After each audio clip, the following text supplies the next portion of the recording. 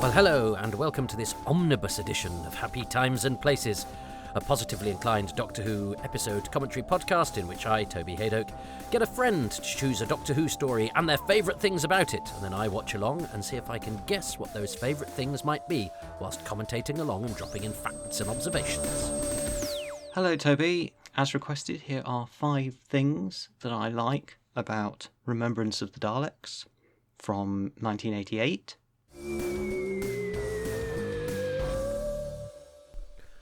Hello, good evening, and welcome to this edition of Happy Times and Places. I paused for a moment there because suddenly Toby Haydock's Time Travels came into my head, because that is the umbrella that I have, because if I wanted to do all the podcasts I wanted to do separately, I would have to pay for a feed for each one, and that's not going to happen. I've just had the what's it called? I was going to say the Nostradamus. No, the whatever it is when they say the projected rise in our household energy bills come through, and oh dearie me, no. So everything's under one stream. Even if I do 10 different podcasts, they're all going to be under Toby Haydock's Time Travels. But this is Happy Times and Places, where I watch a Doctor Who story nominated by a friend. The friend whose voice you heard there didn't introduce himself. He was very to the point. He's a very amiable and good conversationalist when it's one-to-one. But I don't know if it was because he could sense the nation listening in that he was very terse there. That's Charles Norton, who is a dogged, hard-working producer who has put together various animations on Doctor Who DVDs and made sure they've got extras where often there was little budget so to do. He made a great documentary on Power of the Daleks with scant resources, made it a sort of day-to-day production diary, which is a really interesting thing to do. He thinks outside the box a little bit, Charles, and he also worked on the Quatermass and the Pit Blu-ray, where he and I travelled up and down the country talking to people who were still alive from it, and it was all rather ad hoc, and but we got it. And then he cut together all the stuff we got together from disparate areas, and then I filled in the blanks with a commentary myself. So, what a contribution he has made, unsung and behind the scenes, and he's a good guy, is Charles. And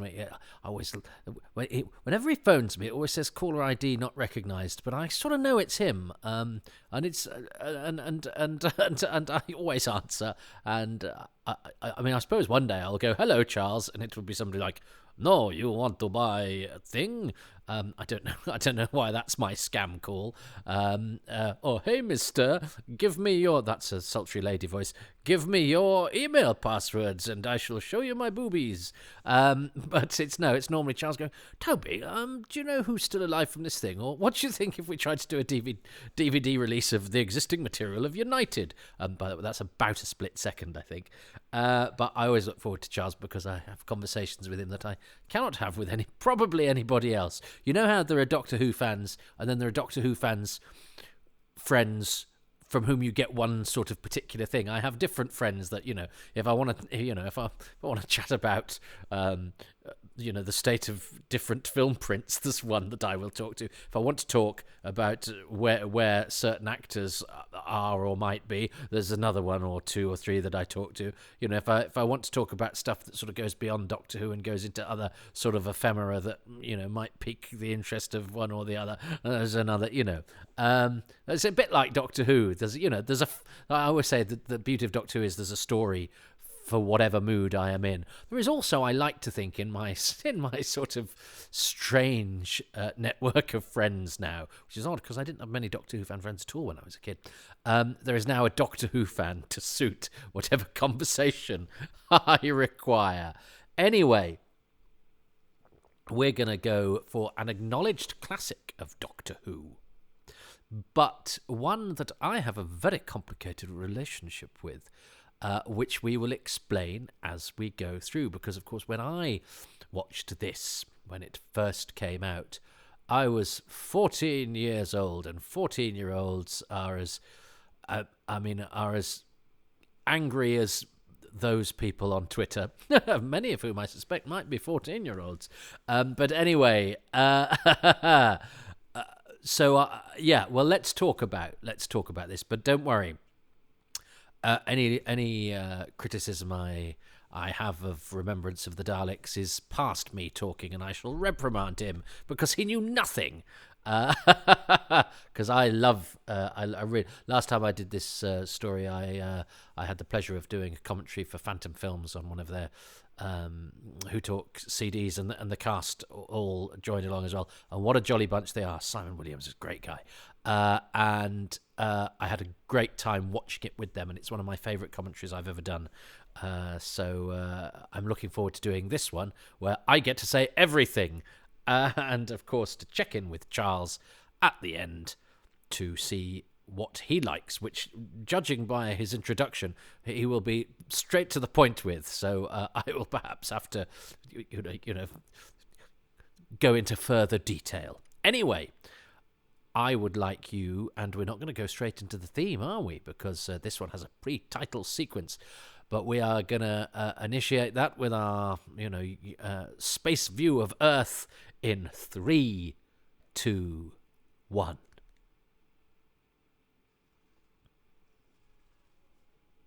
I love this opening. I mean, even though I was angry, Doctor Who hating Doctor Who fan, which we will get into, and season 24 had been a bit of a rough time. This immediately seemed, this opening here, look at that, seemed, and the choice of the clips, because anything that sort of evoked the past and had some sort of sense of history about it automatically sort of seemed top class. And I think that sequence is the sound editing is excellent. It's a shame it pauses just at the end, but maybe that's deliberate. But it seems like the special effect has kind of run out. But it's a great start. And I think the season announces itself, because the sea change between season 24 and season 25, in terms of sort of production, it did seem to me like season 24, which did have the vibe of kind of galloping galaxies and Captain Zepp's mum and dad are coming round for tea, so they've tidied up a bit. Whereas this seemed like, they've gone to the effort to make, Juliet Bravo, but aliens are coming. It seemed sort of proper. And of course, we've got a lot of references to old Doctor Who and to the past, because we are in the 25th anniversary. And we're always, I think, as fans, going to have mixed feelings about that, partially because, I don't know about you, but I always have an eye on the mythical casual viewer and go, well, I might like this, but other people who don't hate themselves might not like it, and that would be better. And I might help myself for liking this because it shows that I only like things because they blah de blah de blah. But I automatically think there's a great confidence about these two.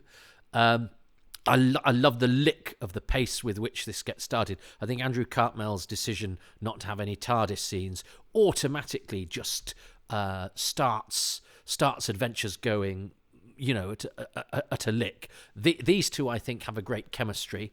But as a young man, I was very much on the sort of lookout for things, and even an episode like this, which has got so many good things about it, I'll be able to point out the 2 or 3 things that kind of ruined it for me because they didn't even do that bit properly. And yet I did really enjoy watching this story, but also because I kind of knew it was going to be the one that everybody liked the best. Its shortcomings for me, therefore, made me want to be more sort of vocal about it. And I wrote for a sort of local group fanzine at this time. It was one of my sort of brief dalliances with fandom. And so because everybody loved Remembrance, I wanted to be the guy that, told it off. And Greatest Show in the Galaxy was my story of the year. and I still have a soft spot for Greater Show and would still probably edge it over this. But then again, that's partially because of my sort of race memory of going, well, I'm championing the underdog, and people like this more than they like Remembrance. So of course I like the kudos of going, well, I'll actually tell you why the story that nobody talks about enough is the better one. But this is obviously great. You know, looking back at it now, where I don't have anything to prove and I've grown up a bit, because it was a long time ago, even though I think of this as very modern Doctor Who. Love the creepy girl, who's really spooky. This is great. Sylvester, you know, jumping and doing stuff. I don't know quite what he's measuring the thing with his umbrella, but he's just trying to be inventive. Dursley McClendon here, absolutely beautiful young man. And I made a real mistake about him, which I will explain a little bit later on. And I remember, because, you know, quite often at this period, you know, the Doctor Who production team would, you know, sort of release, these people are going to be the guest stars of this. And I remember Harry Fowler he was listed as one of the people going to be the guest stars. And you never knew then whether that meant actually it would be quite a small part like this, or whether they'd, you know, do everything. Because sometimes they'd announce, like Peggy Mount, you know, she's announced as one of the guest stars, but she's only in a handful of scenes. But that's John Nathan Turner, you know, using what he called the knicker elastic money to get, you know, even small parts, you know, becoming sort of cameos by people he thought were famous, because I didn't have a clue who Harry Fowler was. But my granddad did and my mum did, so that all helps and that's all good. I've since learned that Harry Fowler, who plays Harry... In fact, can I say this? Yes, I can. It's the sort of thing... I love this, by the way. I don't know why she's, you know, doing the nursery rhyme, but well, because she knows it's the Doctor, because it turns out that she's the one you thought was Davros. And she's got a great, slightly husky voice, and she's really scary, and those sort of waspish eyes that she has. This is great, the way the Doctor just sort of jumps in and goes, this... and of course she's showing. Oh, I'm slightly, you know, I'm not entirely sure of you, but because he's got in there quick and said all the sciencey stuff, he's half kind of won her over, which is again great kind of economical stuff, and it's good character stuff for the Doctor. And it's very nice, and it's lovely to see Pamela Salem, who of course have been in the Robots of Death. Yes, so Harry Fowler.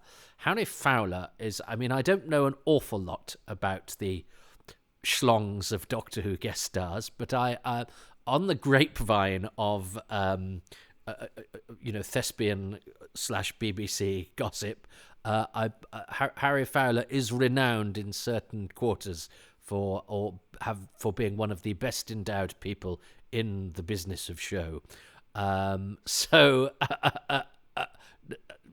Make of that what you will, but you're here for the facts, and that is one of them.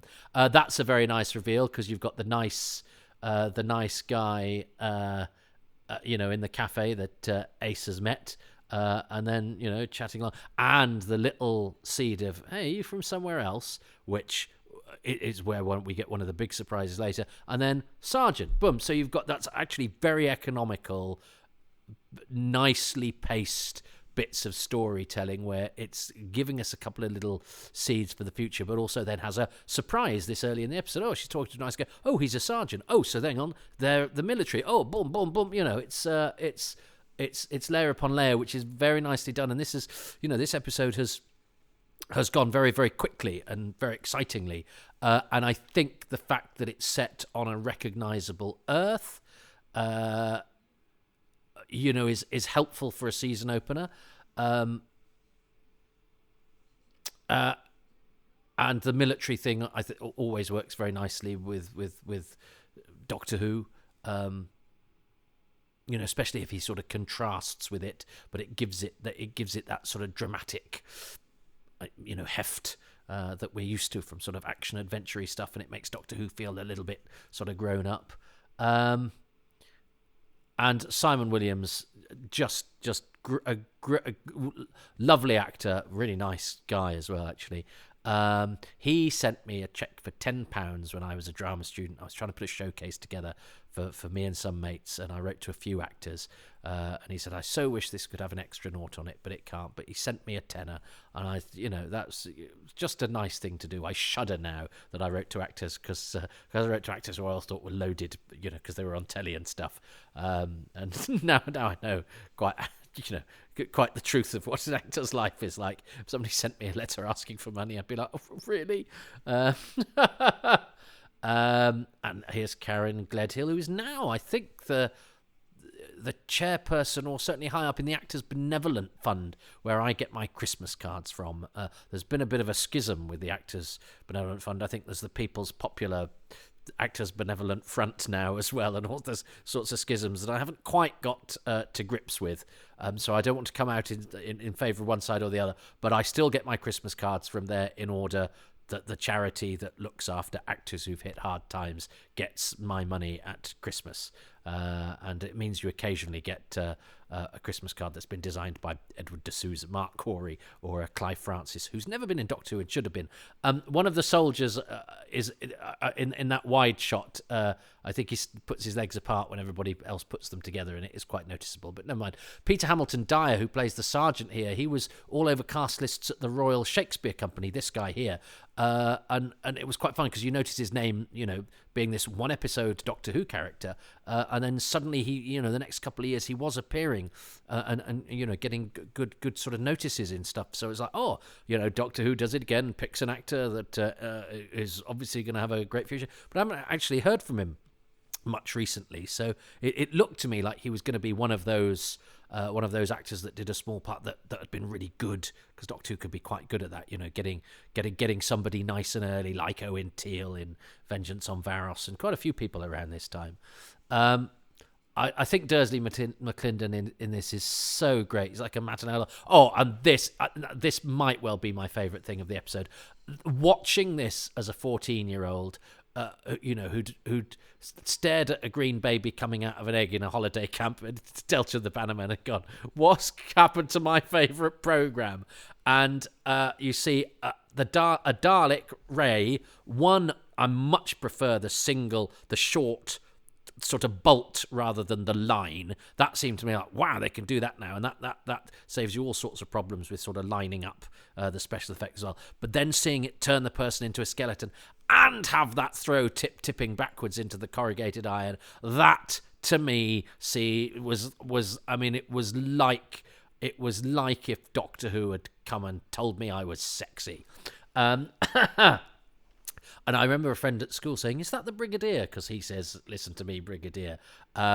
So obviously all that's trying to do is the Doctor, because he's eccentric and when he's used to shouting at military men, he's used to shouting at the Brigadier. But to young kids who didn't necessarily put two and two together, although this is the same guy, a mate of mine at school, who asked me if Commodore Travers was Travers from the Web of Fear, and it's like, I think you've got your timelines slightly skew, but it shows the danger of referring back or having references to the past. Even when something isn't representing a tie to a previous story, people might think that it is because tying one name to another is easier than actually thinking of the logistics of it, especially when you're young and don't quite follow the stories in the way that you understand them when you're older. Nothing even remotely human could have survived that. Great, that's not even remotely human. I think Sylvester just tried too hard a little bit with some of that stuff. I think he's much better when he's sort of brooding and melancholy. I remember thinking, Mike seemed like such a hero, and I don't think he'd been announced in any of the sort of pre-press, and that's great, that beam going through the window and him ducking, and this battle sequence is really, really nicely done, and he's got a fantastic submachine gun and a very cool jacket. This looks really good, and it's really exciting. And they spelt Foreman wrong on the junkyard doors, which just ruins the whole thing. And I love the little bit of fire on the base of the Dalek. That's really cool. And it's really nice having a Dalek that, just doesn't just explode into some tinsely garbage under a little bit of gunfire. But I think I slightly resented the implication that Ace's Nitro 9 was better than the combined military might of Earth's security forces or whatever. But I think that's quite fun now. And I remember being very cross with this bit. And this was on the trailer, and it was a great trailer as well. So it was quite exciting, but of course, as I say, I had my eye on the bits that worried me, and I know this. I can't tell now, but I think they did change it for the DV. That bit was really badly dubbed, and his countdown was slightly out of sync with his thing. And again, that bothered me more than all the brilliant things in the episode.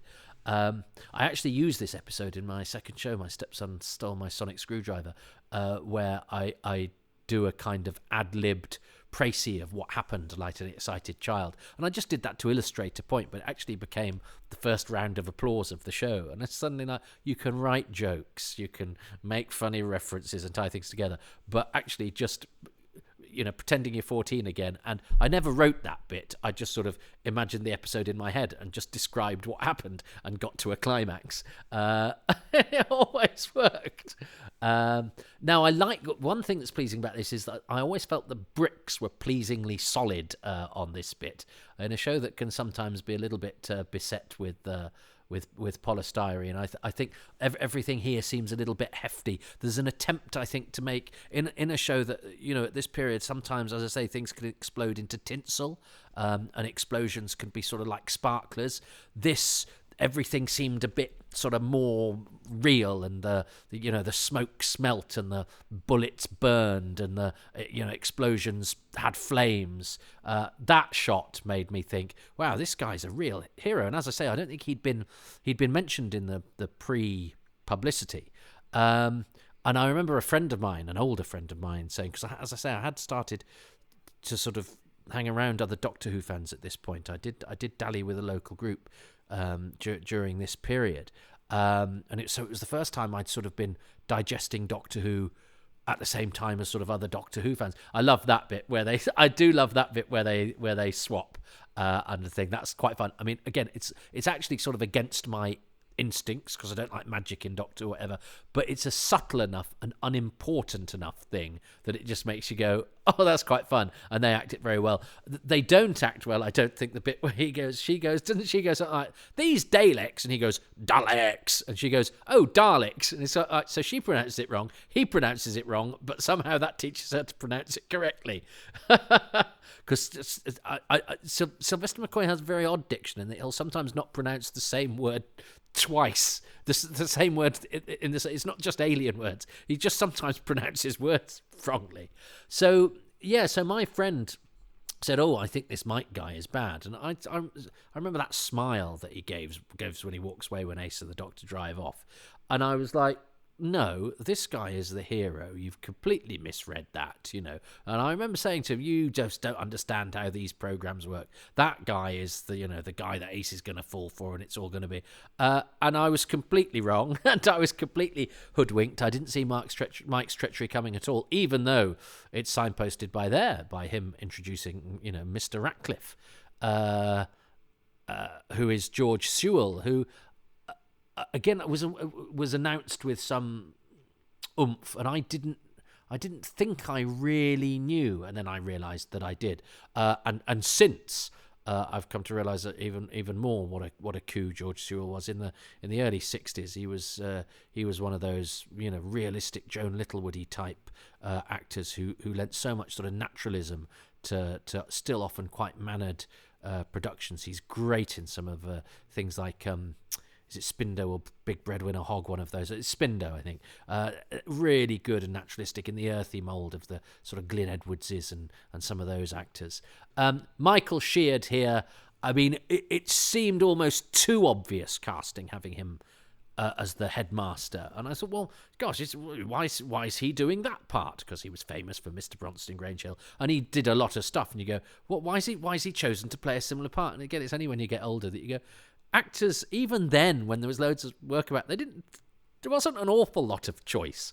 It always amuses me when actors get, and he is, and bless him for doing I'm going to scratch behind my earlobe because I'm in communicating with my alien masters. Nobody notices.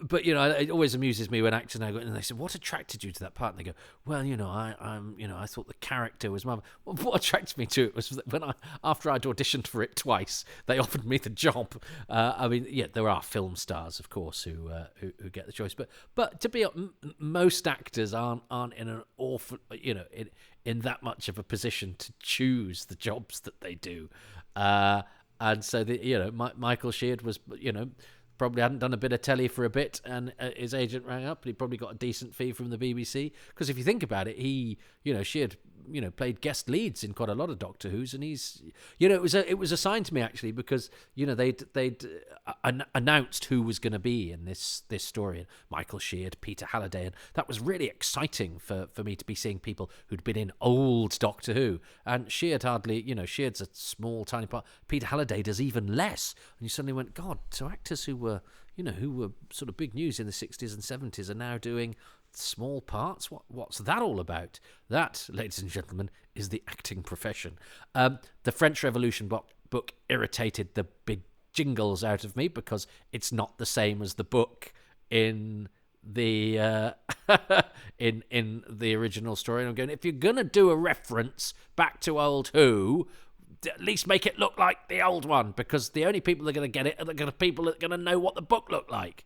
I quite like this line about saying that they only had, do you remember all these things? And she goes, no. And he goes, yeah, humans manage to deceive themselves. And it's a nice line, that one, what self-deception matched only by their willingness to destroy themselves. That's a lovely line. There are lots of lovely lines here.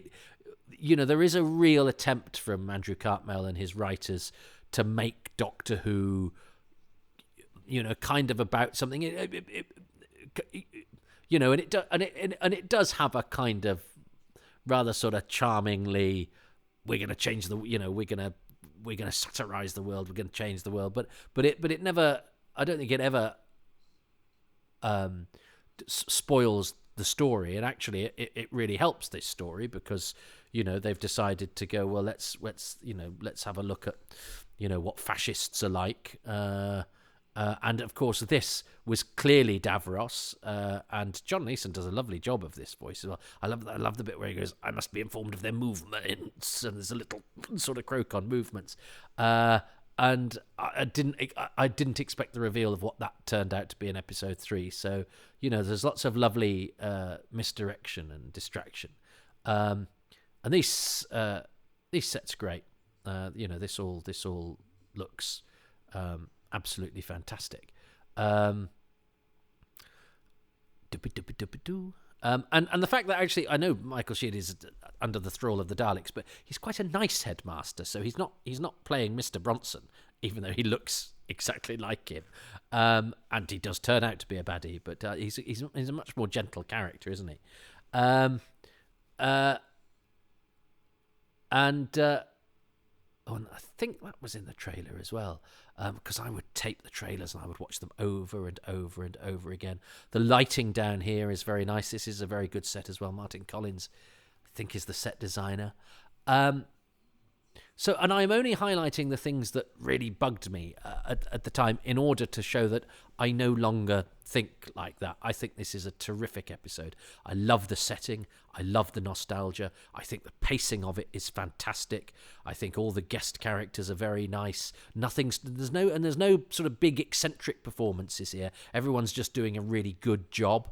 And I do like big eccentric performances in Doctor Who, but and it's little touches like this. When the Dalek materialises, it materialises from the inside first, so we get a nice little glimpse, but it's not exactly clear what it is, but it's just a little glimpse of the sort of internal sort of skeleton and doings of the Dalek inside. That's just a nice little extra layer of detail that this production seems to have. So kudos to Andrew Morgan, who had directed Time and the Rani, which is not a story that has a glowing reputation, in I was going to say in Haydock Towers or many other places.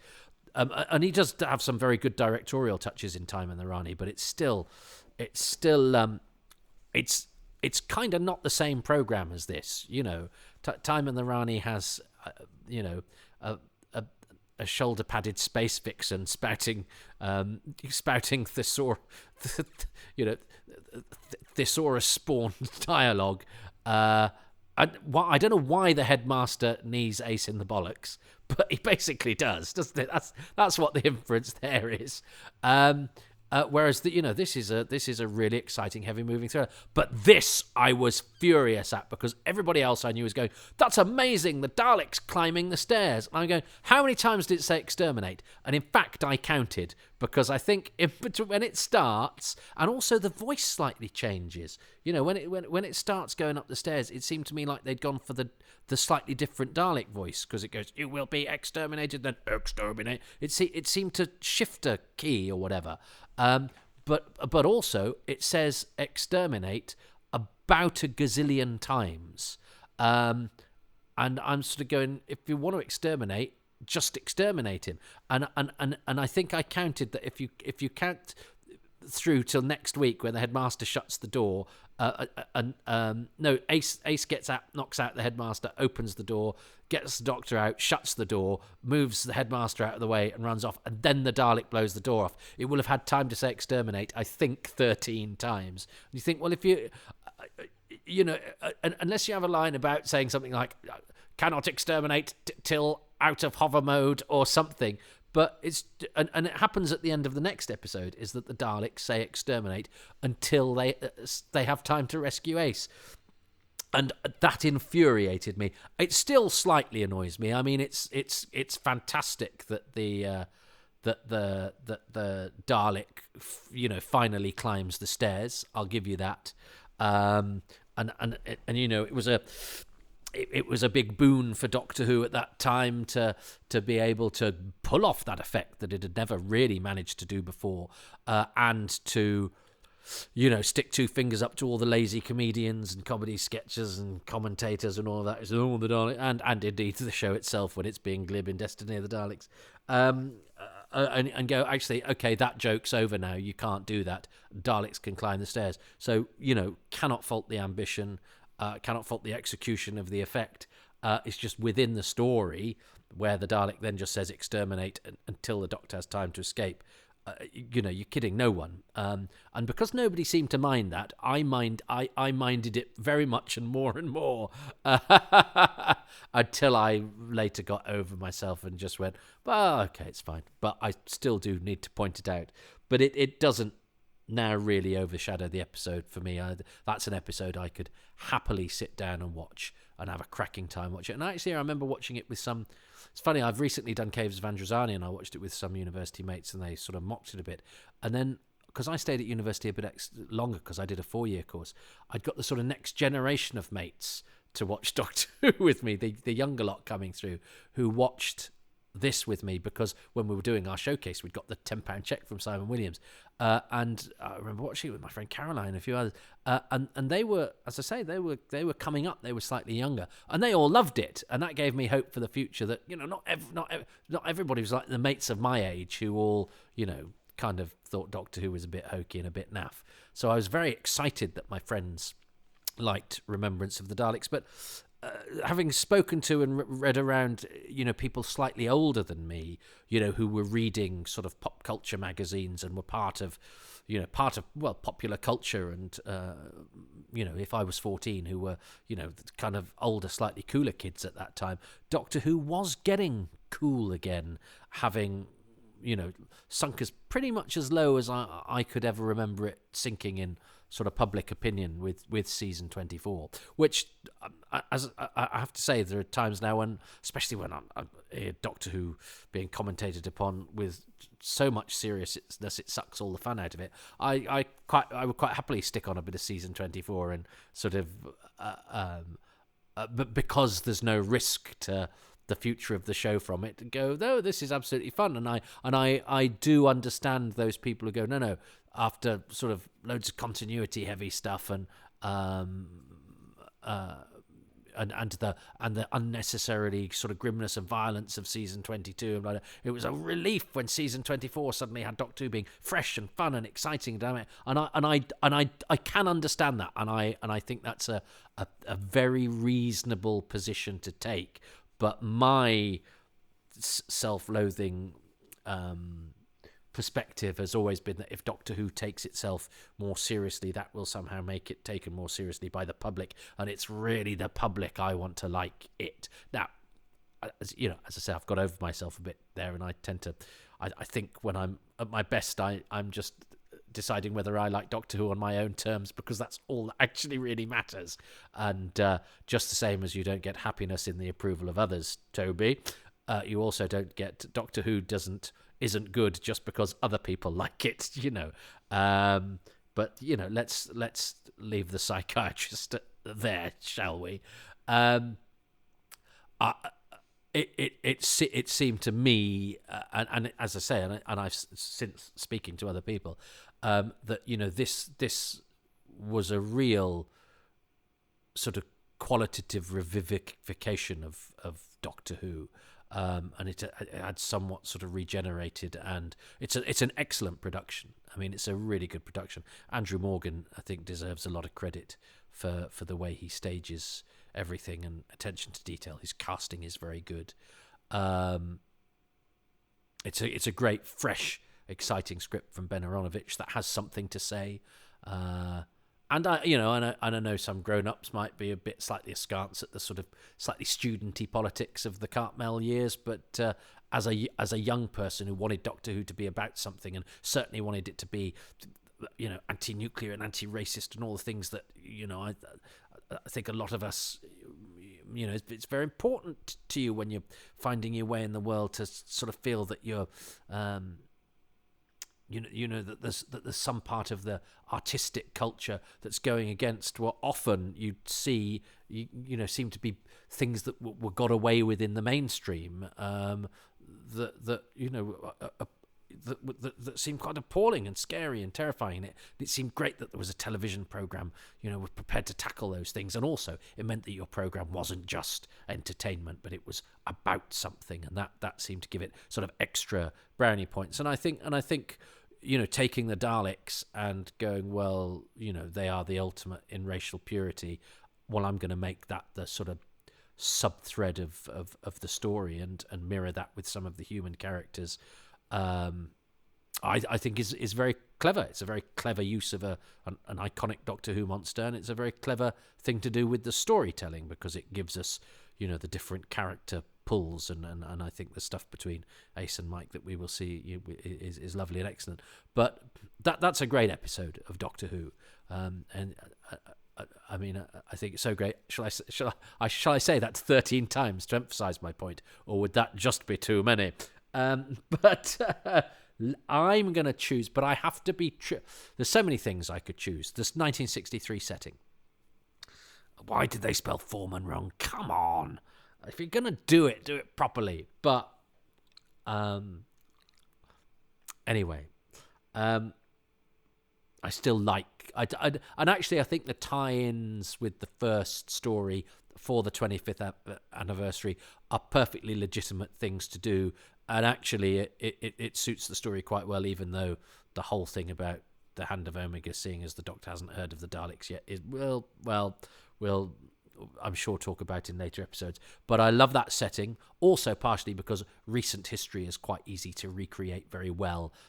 If you're at the BBC in 1988, where they have, the infrastructure of costume and design departments and props that are available and all that sort of stuff. So it's a good production choice. It's a good artistic choice. That looks good. That helps the story. That makes the setting seem right and recognisable, and yet just different enough.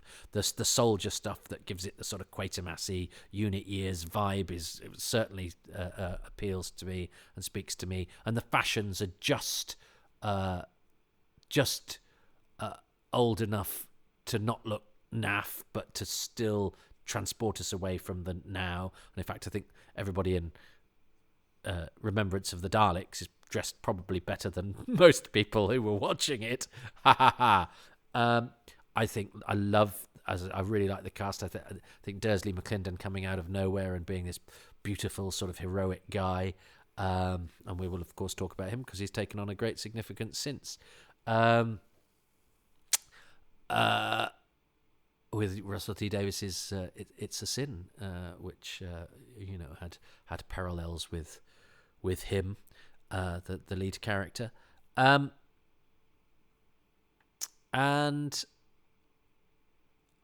I would say one of the other great things about it is the contrast between last year's Doctor Who and this year's Doctor Who. It really does feel like the show has had a real kick up the arse in terms of production and approach and storytelling and everything. But I wonder if Charles will choose the Dalek going up the stairs, which I cannot do, even though I accept it's an important step. It's an important hover. It's an important riposte to lazy critics, etc., etc., etc. Destroys a cliche. It's a wow moment. But I can't forgive the Daleks saying exterminate 13 times or whatever. And also because the moment that made me go wow, and the moment that I still think is a little bit sexy, is that Dalek laser beam coming out, hitting the soldier, turning him into a skeleton, which they even do now. And I love the fact that has kind of lived on and obviously evolved, and they could do it much better now. But then him flying back as well, so they don't only make it a stunt, they make it a special effect. And that's we only see the one death in that episode, but they really, really make it count. It's a really shocking moment, and it's a moment that's shocking within the context of the episode, but also as a Doctor Who fan makes you sit up and go, oh wow, they're trying to do things they used to do better than they used to do them, and that's always a thrill. It's evolution again from the it used to be the whole screen can turn negative, and then it's like, oh no, we can turn the actual person negative, and now it's like, well, negative, yeah, but let's actually let's X-ray them and fling them backwards. And I just think it announces, this show that has a bit of a shoddy reputation out there. We're 25 years old. We are still, fighting against the odds, fighting against our low budget, fighting against expectation, fighting against the time slot, because of course it had been, bunged opposite Coronation Street, and going, we are going to fight, and when we fight, we turn you into a skeleton and fling you backwards. What is Charles Norton going to choose as his favourite thing about episode 1 of Remembrance of the Daleks? Thing number 1, and I suppose it's a general thing really, although it probably most of all applies to episode 1, and that's the story's setting, when it's set and where it's set, which is 1963 London. It's pretty much the first time that we've had a Doctor Who story set in such an immediate past. Before this, you will get Doctor Who stories that are set in the 19th century or the 1920s or the First World War. But this is the first time you've actually got a Doctor Who story set within the lifespan of the show itself, albeit only just. And it really, really works. It works very well because Doctor Who is ultimately a child of the early 60s, specifically of 1963. And I think that's one of the clever things that the story does. It acknowledges that its creation is informed by its time, which is probably why if you're trying to make a Superman film set in the present day, it's always a bit difficult because ultimately Superman is a product of 1930s America, and it kind of works in the context of 1930s America, and it doesn't necessarily work that well in the context of, well, anything else. And Doctor Who's a bit like that. Doctor Who just sort of kind of feels at home in 1963, and Remembrance of the Daleks is the first story to recognise that and have fun with it. It would have been very easy to have gotten quite lazy with the 1960s setting. It would have been very easy to have just seen it's a 1960s story and set it in sort of some nominal Avengers Land pastiche of what people think of when they think of the 60s. And they don't do that. They recognise the fact that this is a this is not a 60s story, this is a 1963 story, and it is a very recognisable milieu in which the story sits. And it really evokes that time, that very specific time and that very specific era extremely well. That sort of early 60s period, that sort of early Mad Men period full of racial tensions, a period when Britain didn't have very much money, a period that's sort of charged with all sorts of dreams and aspirations and tied up with ideas of the Cold War and the space race and Kennedy. And it's a period, as I say, in which Doctor Who sits very, very happily. And Remembrance of the Daleks is sort of the first story in the series to do that, and recognise that no matter how recent, this is actually a really fascinatingly charged period of history that you can have a lot of fun with, and that something that is so informed by sort of post-war anxieties like the Daleks is always going to sit very well in that setting, and it does. Well, I mean, I did outline that as something that I could have gone for. I think Charles very eloquently summed up why that's a good call, but I didn't choose it, so I don't get the point. And annoyingly, I think I probably would have thought about, the setting, the 1963 setting, as my bonus thing, my kind of overall thing. But I now cannot do that. Because Charles has the advantage that, if he chooses something before me, I then can't choose it because it's gone. Although, if I choose something that he then chooses for a later episode of his bonus thing, I get the point for that. But it's history tells us that it's quite unlikely, and he'll just choose 5 completely different things from the 5 things I choose. But that means, we facilitate a conversation, albeit one that isn't an actual conversation, about various different elements of the story, and that is absolutely fine. I think the 63 setting is a stroke of genius. I mean, it seems so obvious now how you celebrate the 25th anniversary, and I know we have a complicated relationship with how much the show should refer to its past or not, but they actually make a virtue of it in this story, and the setting works beyond the fact that it's the setting of when Doctor Who itself started. And as Charles says, it's a very 1963 story, except, I'm going to sneeze. Excuse me. Except that, as we'll discover, it's not perhaps quite as dark outside as you would expect for November 1963. And I've seen certain fan theories sort of try and retcon that and go, well, this clearly isn't November because it's clearly intended to be, as we will discover next week. But and I'm more inclined to go, well, there's some spacey reason why it's not dark outside than, well, it's more likely April then, because clearly the production isn't telling us that.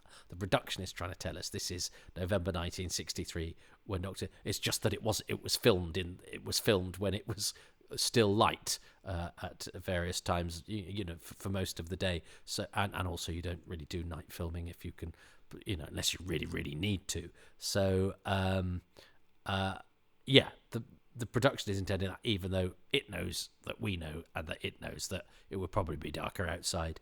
Anyway, we will discuss that, I'm sure, next week. Again, this is one of those classics of Doctor Who, and I think it entirely deserves its reputation. I'm so glad I'm not that 14-year-old who was so desperate to be cross with stuff. And as I say, I can understand that urge. I am not immune to that urge. And even now, I sometimes have to check myself. And I think even now that is still a part of my DNA. But I do try so hard to battle against it now, because I think it's better not to be like that.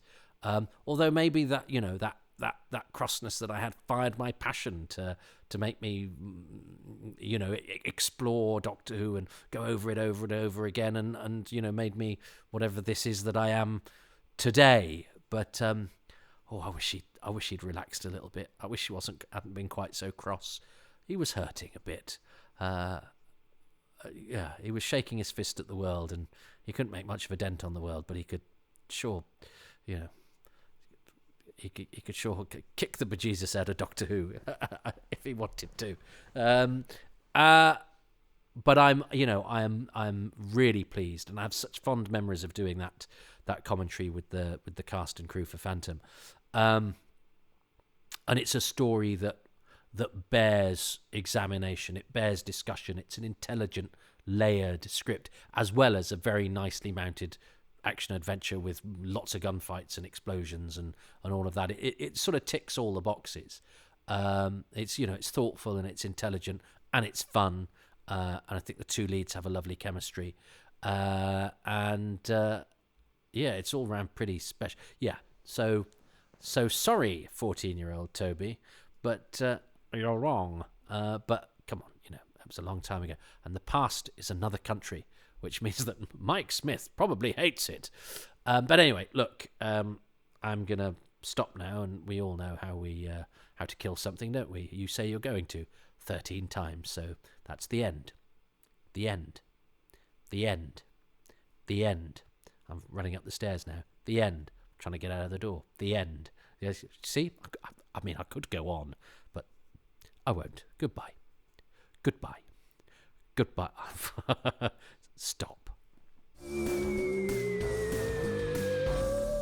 Well, hello everybody, and welcome to episode 2 of Remembrance of the Daleks. It's episode like 200 and something or other of Happy Times and Places. I don't know which episode, and episode, goodness gracious, even less of an idea of Toby Hadoke's Time Travels, which is the umbrella title for all of these. But fortunately we can sort of take these as individual little snippets, story by story, whatever you like. There's no order, there's no season arc. If you fancy listening to me talking about a lovely old black and white, you can, and you can also hear me having a few more sort of personal angles on stories that were on when I was born, and this is one of them, Remembrance of the Daleks Part 2. It was also on when I was a self-loathing teenager who was very angry with Doctor Who because it wasn't the Doctor Who of the past. But now it is the Doctor Who of the past, and I thoroughly enjoy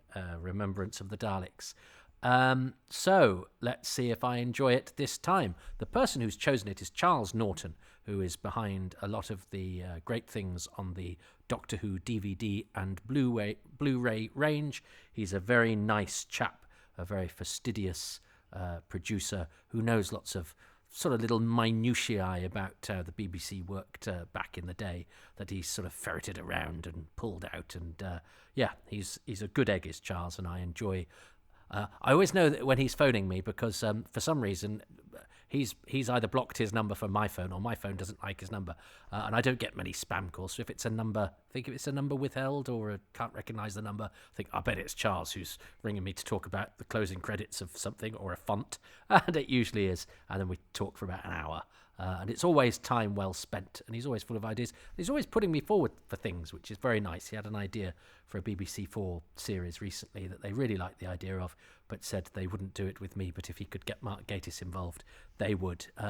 So that's just a little insight into even the obscurest channel. It was a really low-budget show as well. They still go, yeah, we won't give a break to that guy that we don't really know. You have to get somebody massively famous for it, who we'd probably have to really squeeze into our schedule because he's really busy and pay more, but we would rather do that on our niche channel than... Anyway, let's not get into that. Let's go back to a time when television wasn't run by bastards. I'm sure there were plenty of bastards making television in 1988, but they were bastards who had good reason not to want to employ me because I was 14. Right. Now, I was too young then. Now I'd be allowed to run the blooming channel age 14. Everything's run by a 14-year-old. Now I'm too blooming old. Oh, well, I am. I just got too old for Radio 2. Isn't that sad? When you suddenly realise that they're getting rid of the presenters you like because then they're replacing them with younger people. You suddenly go, I've only just got used to being old enough to listen to Radio 2. What's happening to me? So before I expire before your ears, let me age to death in front of something that I scorned when I was in my first flush of youth for reasons that were not its fault but were mine. And now, hopefully, I was going to say, now I'm relaxed and happy. No, now I'm just furious about other things. So I'm not really. I mean, yeah, I'm not. I mean, I sort of am. I know. I suppose I am in principle, but less in. I don't let it eat me up. There's no point. I'm pragmatic about such things, but I do give them side eye. Whereas I'm going to give my orbs are going straight ahead to give full attention to Remembrance of the Daleks, Part 2, and I'm going to press play in 3, 2, 1. And here we go. So here we go. We have the longest title sequence known to man and beast. 4. If there was a slight dip there, it's because I told a certain robot lady to reduce the volume, and obviously, if I still think that's quite loud. Volume 3. There we go. I've reduced the volume, and hopefully I've remembered to dip the sound on those 2 bits so that you, when you're going about your business in your kitchen listening to this, if that's where you listen to it, haven't just made your own speaker turn down, which is actually a flaw in the system, and it's probably the first scene in the drama I'll write about such systems actually malfunctioning and destroying the world. Right, here we go. We're going to count now. Here we go. Michael Sheed kneeing Ace in the bollocks. And I want us to count now, because this is what I remember. I did actually do this once. Doctor, you are the enemy of the Daleks. You will be exterminated. 1. Exterminate. Exterminate. 2, 3, 4, 5. 6, 7, 8, 9, 10, 11, 12, 13, 14, 15, 16, 17, 18, 19, 20, 21, 22, 23, 24 times. I may have been a little quick there because I was counting around. I'm sure I did it once when I was younger, and I said exterminate, and I thought it was about 13 times, but it's somewhere between 13 and 23 times. It says exterminate before actually shooting anything, and when it does shoot something, it shoots a door. But it's given not only time to get Michael Sheard out of the way, but to check that he's got a robotic device behind his ear, do a little bit of a quip, school dinners. I mean, it's all great fun stuff. But if you're a cross 14-year-old who thinks Doctor Who's not as good as it used to be, that's the sort of thing that makes you go, at a moment when the Dalek's climbing the stairs, which should be a moment where we go, yay, Brill! But anyway, well done for climbing the stairs. Well done for having Michael Sheard in it. I love Michael Sheard, one of the great character actors of those times, who, was just in everything. I had the pleasure of meeting him when he was releasing one of his many autobiographies. That's Derek Keller, who's died a couple of years ago, who was also an agent, I think. I've ordered to deliver the ATRs to this position. So, oh yes, and that's a nice little coda for the scene, because you think he's a character that's not actually done much, but he then leads us into reminding us of the spooky sort of gimlet-eyed sort of pathological Marmalade Atkins girl, Jasmine Brakes, who I think is terrific.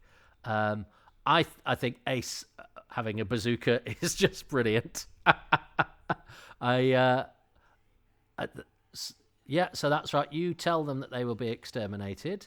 Tell them again. But I love all of this stuff. I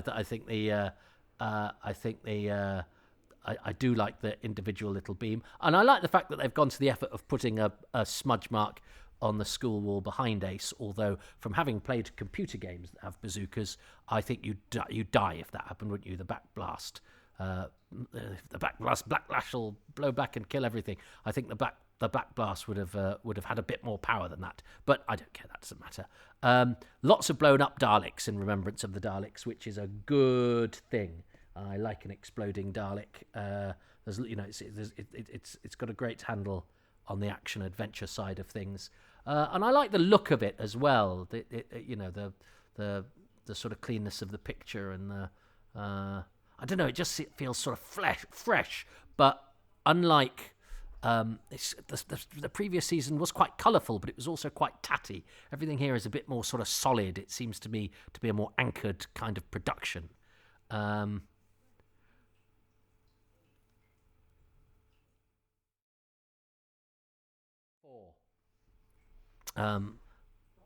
just shouted at the robot lady again because I actually couldn't hear anything. I turned her down too small. The robot lady is the is the thing that you voice activate. That at this age, if you told me back in 1988, one day I'll have voice activated speakers, I think, well, that's going to be a world where everything's amazing. Whereas, of course, it's a world where loads of things aren't amazing, and even the stuff that seems amazing compared to what we could do then comes with its own frustrations. So there we go. There's no pot of gold at the end of any technological rainbow. But it seemed quite fresh at the time that the 50s and the 60s were starting to be kind of nostalgia. Because if you think 1988, the 60s, it was only, 60s, this is the 25th anniversary, wasn't it? Which seemed old enough to sort of mark, but didn't seem. I don't know. Well, no, because the black and white stuff felt. I don't know. I think setting a story in the 60s and starting to look at that recent history seemed quite fresh and interesting. It was a bit like when we started to look at more modern or American drama in drama rather than the sort of classics. It seemed like we were starting to get grips with more sort of recent history, and that seemed sort of somehow fresh and a bit exciting. This scene is gorgeous, and I love Joe Marcel, who I've been very privileged to share a couple of drinks with, and indeed we did the unusual thing of we did our interview one week, and I remember we walked past Jay Rayner outside Leicester Square tube station. So Joe and I went for a drink and did the interview, and then I met him a couple of weeks later to buy him the lunch, which was the sort of payment for the interview. So we had two meetings, and we've exchanged the odd message since. Really interesting guy, and of course he's famous now for playing Geoffrey in The Fresh Prince of Bel-Air. But he was doing National Theatre. I think, did he do Peer Gynt or something at the National? He was playing some good roles on the British stage, on the classical stage, and also on television. And then it was a joy to see him turn up in The Fresh Prince of Bel-Air and, be doing stuff in Hollywood. And it was kind of, Geoffrey from The Fresh Prince has been in Doctor Who. But it's a tiny scene, but it's beautiful. And it speaks to what this adventure is about. But it really suits Sylvester McCoy's sort of melancholy, brooding Doctor. And I like that idea that we consider, one small action. And an action that we don't think about, sugar, that actually had terrible ramifications for real people, and speaks to elements of race which are at the heart of this story. This is all great stuff. This is all intelligent scripting. This is all thoughtful. This is all it has a great humanity to it as well, and a lot of the subtext of this story will definitely be worth talking about in those terms, and that's also interestingly reflects on where we are today, where we have great cultural schisms and arguments about our past and our responsibilities and all those sorts of things, which I think is and to be doing it in this show at this time shows great ambition, I think, and great thought for something which was certainly hated by by a lot of its sort of senior management, and had no reason to really be pushing the boundaries in the way that it was. Not to say that there weren't other programs that did programs, tackling the issue of racism or that used a metaphor within their storytelling. But for Doctor Who to be doing it, I think is admirable and smart, and I think it works really well in this story. William Thomas here playing the Undertaker. Seems quite unremarkable at the time. He's a funny Welsh character actor playing a funny, apologetic, slightly hapless Undertaker, but of course becomes the first speaking actor. Here he is, to cross the divide. It was probably on the cards because they used a lot of Welsh actors, particularly in that first series when Christopher Eccleston was Doctor Who, and quite rightly so. I very much approve of productions using actors local to the production, because actors get paid so badly and costs are cut everywhere. Well, if you can cut costs by not transporting people or putting them up in a hotel and using from the talent pool of the area that you're making the stuff in, then that's good on a practical level, but also on a moral level is too much. But on a I think it's the right thing to be doing on more than just a practical level. William Thomas, gets killed in the opening, the pre-titles sequence of Boomtown, which makes him the first credited actor to appear in both old, classic, and new Doctor Who. Although I'm sure there will be a time in the future when they'll look back and there will be not a sliver of paper between them. This is actually a very reasonable CSO here, and they go to the trouble of putting in a shadow, which is very good. I remember not particularly enjoying this bit when it was on. I actually think it's quite charming now. People don't faint in things anymore. It was sort of shorthand for either shocked woman or hapless man facing something he couldn't quite cope with. Fainting has sort of lost its place in our cultural landscape, in us as a storytelling device. I'm not sure I miss it, but I think that's quite charming, and I like the way the Doctor kind of leaves, probably knowing that was going to happen. I've just talked through George Sewell, which seems awful because he's such a good actor. I remember when the cast list of this was revealed, it was wall to wall sort of favourite actors, and Peter Halliday, of course, I think we were told he was going to be playing the Reverend Parkinson or something. I think he's credited as Vicar. So this is a very, very small part for Peter Halliday, who was, I suppose, in that stage in his career where he was taking whatever was going. He did after this have some quite good. He's in a Jimmy McGovern series called Hearts and Minds with Christopher Eccleston, where he's credited at the front.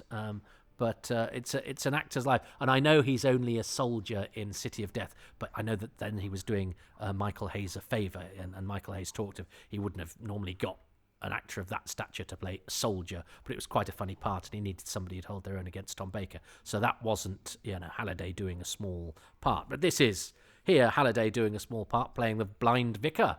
That reminds me, I'm doing a thing about disability in Doctor Who, and I didn't remember the blind vicar, so I will go back and rewrite that. I remember not believing that Mike was a baddie. I thought that was a bit of misdirection until, of course, now they make it blatant. But yeah, Peter Halliday, Packer from The Invasion, Pletrak from my trio of favourite characters ever in Doctor Who, the bureaucrat aliens in Carnival of Monsters. So you've got Halliday, you've got Sheard here, again, who turns out not to be long for this episode. And I love the little way he goes, no, because Sheard's great, isn't he? Because he does great villainy.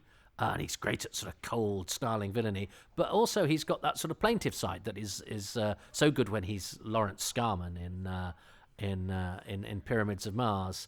But here it was, you sort of got, this is Mr. Bronson, and again you sort of go, it's really obvious casting, isn't it, to go for the headmaster. Let's get the guy who's the really famous school teacher.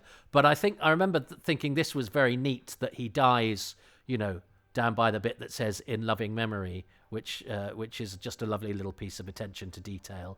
And you go, oh, so that's right. That's the end. That's the end of Michael Sheard.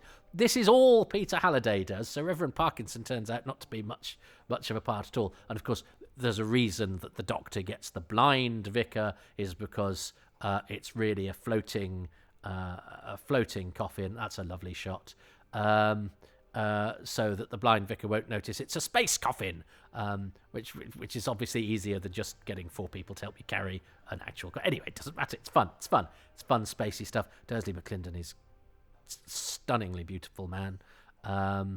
And yeah, that reveals that Mike is the bad guy, which is a horrible twist. I like it when you see sort of Ace there with Rachel and Alison, because they already feel like they're sort of part of a team, that they've got a life outside the adventure, even though they've only just sort of met. There's something about people having breakfast in this scene that I just think is rather charming. One, breakfast I think is quite charming because it has toast racks and teapots and all of that, and people reading papers, which are all things that I sort of look on as sort of fondly held accoutrements of life.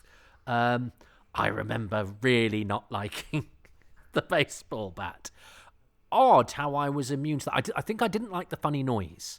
And I also was never a great fan of Ace's slang, which I found a bit like a woman being written for by men who've never touched a bra. It's that bad. But it did seem to me that yeah. But anyway, that's no disrespect to Sophie Aldred, who attacks it all with gusto, which is the only thing you can do. You can't apologise for it. But I do find Ace's vernacular somewhat toe curling. I mean, I don't really care now, but I did at the time, and of course I was very sensitive. And I wanted it to, I wanted Doctor Who to be gritty and amazing. Whereas actually, of course, part of Doctor Who's charm is that it's got a sort of daft verve about it. And I'm not a woman. I didn't need a female identification figure. I probably wasn't, slightly fed up with often the passivity of female characters on television at that time. And to look at those elements of Ace rather than what I don't like about her phraseology is a much more positive way of appreciating the many boons to that character. I remember not quite understanding this. I because I was quite young. I wasn't. It took me a while to pick up what they were driving at. I thought maybe they were going for a kind of a General Carrington type of villain. Somebody who was slightly misunderstood, because they had to be quite coy about it as well. Bear in mind, I was 14. And it took me a while to pick up and go, oh, God, no, they're fascists. Oh, okay. But, I mean, I think that's a really hard thing, because you can be, fascism and extreme racism are... You can't deal with those things lazily either, or it's cheap and it's glib. And I think it's irresponsible. And I think this... Bearing in mind, this is a program watched by a lot of kids, although it's not at tea time now. It's in the week and on opposite Coronation Street. I actually think it judges the way it deals with that. This whole aspect of the story. I think particularly in making Mike the chiseled, beautiful, almost Aryan, but hero, the guy who would be the romantic lead in anything else, as the factotum of the Oswald Mosley type figure, is very, very clever, and I think quite advanced, and I think quite chilling. McCoy's got a brilliant face. And I think he really works well within the military setting. And I think Rachel and Alison are great characters because they act as a sort of conduit between him and Gilmore, who probably in reality would kick him out on his arse, and then he'd probably tumble, stick that arse in the air, and go yoink. But that's Sylvester McCoy's Doctor. There's so much of this I like. Again, this is that could perhaps not work were it not a confluence of real quality everywhere. So and the story here, of course, when Ace reads the no coloured sign, I mean, even the word coloured's is so archaic. It was archaic then in the 80s. I think nobody used that sort of phraseology. But the fact that she has it, and the fact that it's the sort of nice old lady in the guest house who's been looking after them, who makes them tea and toast. But lots of nice people who do nice things also have views that are sort of terrifying when you get down to the nitty gritty of it. And also were times that we look at nostalgically come at a price. But that comes with a warning as well, of course, that never be too self-satisfied, because there are things that we do and think now that in 20 years' time we'll look back and go, do we really do and think those things? And anyway, this is a subject I've covered many times before.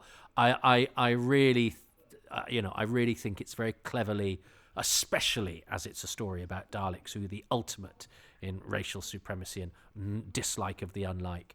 To set it in the lovely old time when Doctor Who first started, and to highlight that element of what humanity does to itself. You're not so different to the Daleks, guys. And also to do it in a scene where you then go and have the close-up of the telly and go, now on BBC One, it's time for the new science fiction series. And the light goes, and I've seen sort of books sort of go, well, this is obviously set in the summer because of because it's not dark outside, so it's obviously something else. Well, I hate it when people spoil fun like that. It's clearly meant to be is this Doctor Who? This is clearly meant to be November 1963, and it's tantalising us. And the fact that it's light outside is because it wasn't filmed in November 1963, and there was no way that they'd ever have the resources to make it like that, and it wasn't so important to make it like that, and you just have to sort of go with it. But the intention is that this is November 1963. I'm sorry. And I accept it as being that, even though it should be dark outside. It's one of those curious, slightly slowed down pieces of VT, which you would occasionally get. They occasionally press the pause button as well when I think something hasn't been picked up particularly well, and that curiously dates something. I mean, there's loads of it in other shows. You look at stuff that seemed quite advanced at the time, like If We Design Pet or things like that, where they press you have the pause button, or some really VT lighting that's really quite grotty. And this, I mean, I think the quality, the picture quality, love that Dalek shooting into the screen. Was that on a trailer? I think it was. I used to record all the trailers. I've got them on the end of some VHSs. I noticed Rachel and Alison have both got cardigans on. I'm getting to the age where not only is Radio 2 too old for me, but I now very much look forward to something wrapped up and squashy, and the idea that it might be a cardigan. And 5 years ago, I would have any cardigan you gave me, I would have burnt on a pyre.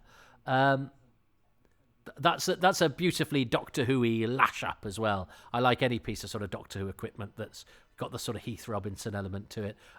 They've got no word from the school. It goes at a lick of a pace, this, and that Dalek going up the stairs is very well done. I mean, it's a little slow, but it's not wobbly. It looks quite solid. I think Kev McCulloch's funky music works here. I think Andrew Morgan shoots the Daleks for all this action stuff very nicely. I'm not wild about the gold and white, but actually, that said, when it came through the doors there, I thought it looked brilliant. This is brilliantly done. This whole sequence is excellent.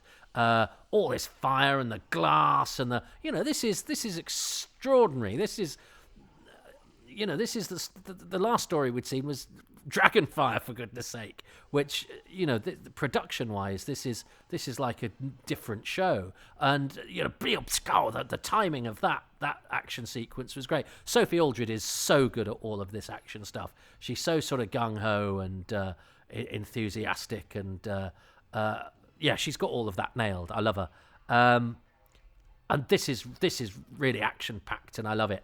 And I think everything, the music, the shooting of it. And now the Daleks are going to say exterminate how many times? 1, 2, 3, 4, 5, 6, 7, 8, 9, 10, 11, 12. So maybe that was the one where it's 13 times. But you get my picture. You hear what I'm saying. Oh, Ace has to share a caption there with Group Captain Gilmore, because this is such a big guest cast. Joseph Marcel, William Thomas. I mean, these are all fantastic actors. So much in that episode of Doctor Who. I mean, even the Dalek voices are 4 legends. Roy Skelton, voice legend, and Rainbow, of course, as well as all of his Doctor Who stuffs. Royce Mills was a fine actor and a great panto dame. Brian Miller, husband of Elizabeth Sladen, but also a fine theatre actor whose telecareer stretches right up to today with things like Line of Duty. Modern great shows, and of course the Doctor Who spin-offs that he's done, and he's been in Doctor Who as well, in Snake Dance. And then John Leeson, the legendary John Leeson, K9, who's voicing the motorcycle helmet creature of doom. So there we go. I really like that. And this was from an era of Doctor Who I was so cross with as a youngster. I mean, I still tuned in every week. I still made sure I videoed it and that my video button, my video finger paused and unpaused at exactly the correct time. And I still watched it, 3 or 4 times in the week between episodes. But I was always on the lookout for things that I didn't like, or that would worry me, or that would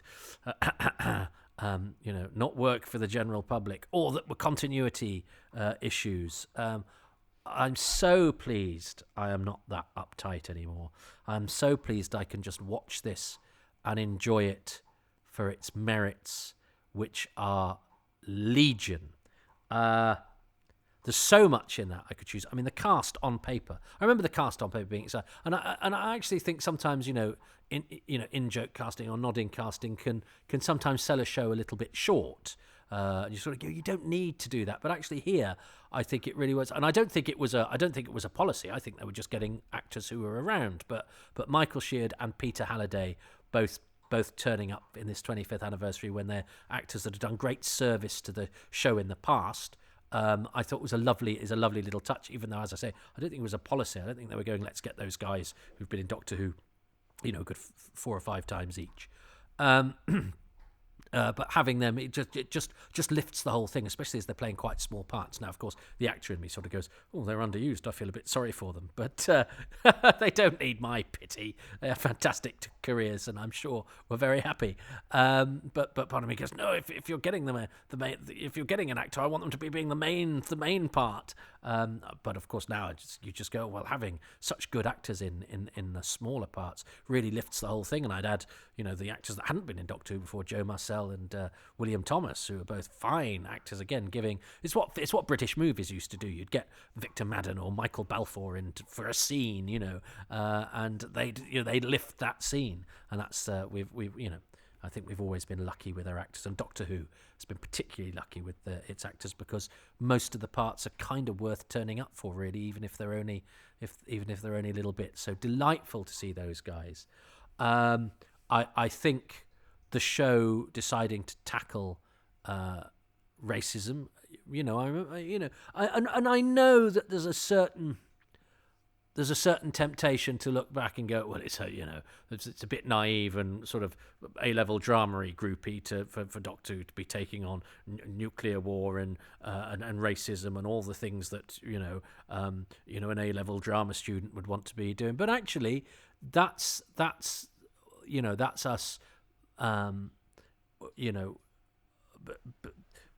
Being lofty about the sort of sophistication of storytelling and audience expectation that we do now, and it's and that's not to say people then weren't sophisticated, but what I'm saying is that a lot of television was just about getting made or telling a very simple, straightforward story. I think any telly now actually that uses metaphor or subtext, it's hard to make an adventure. It's hard to make any sort of story make any sense with a beginning and a middle and an end and characters that are interesting, and let alone one with the technical complexities of Doctor Who. But when you have the ambition to do something else with it, and also what I like about it is it's not doing it in a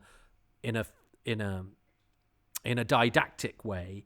It's just using it as a very thoughtful sort of subtext. And actually that scene with Sylvester and Joseph Marcel has a sort of sadness to it and a sort of philosophical bent to it, rather than, because I have to say a lot of modern iterations of storytelling with a point I'm perhaps thinking of discourse rather than storytelling. There's a sort of didacticism about the way that I think we conduct ourselves sometimes today as if we think everybody else is as if there's an assumption that everybody else is stupid, and that I think is as much problematic as problematic as anything else, and also.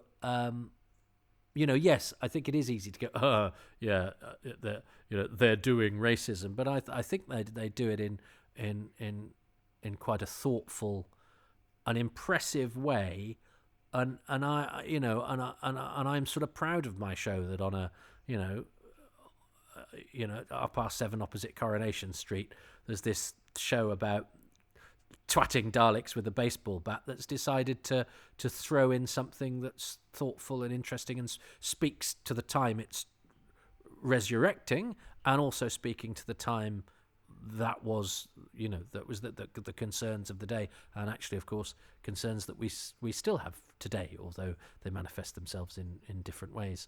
I think it's a legitimate thing to do, and thing that it does very well within what is also a very well mounted, action-packed Doctor Who story that moves at a lick. The pacing of it is excellent.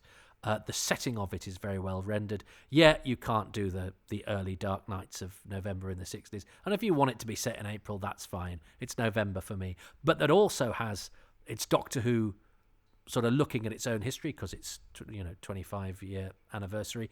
I actually don't mind that in this circumstance, whereas I think it does get too much in certain places, and the show can get a bit too self-referential for its own good. I don't think that is the case in Remembrance of the Daleks, where I think that's part of the remit, and I think the little now time for TV program Doctor Who, I think is delightful, and just enough to make you go, oh, and to allow it to be what you want it to be.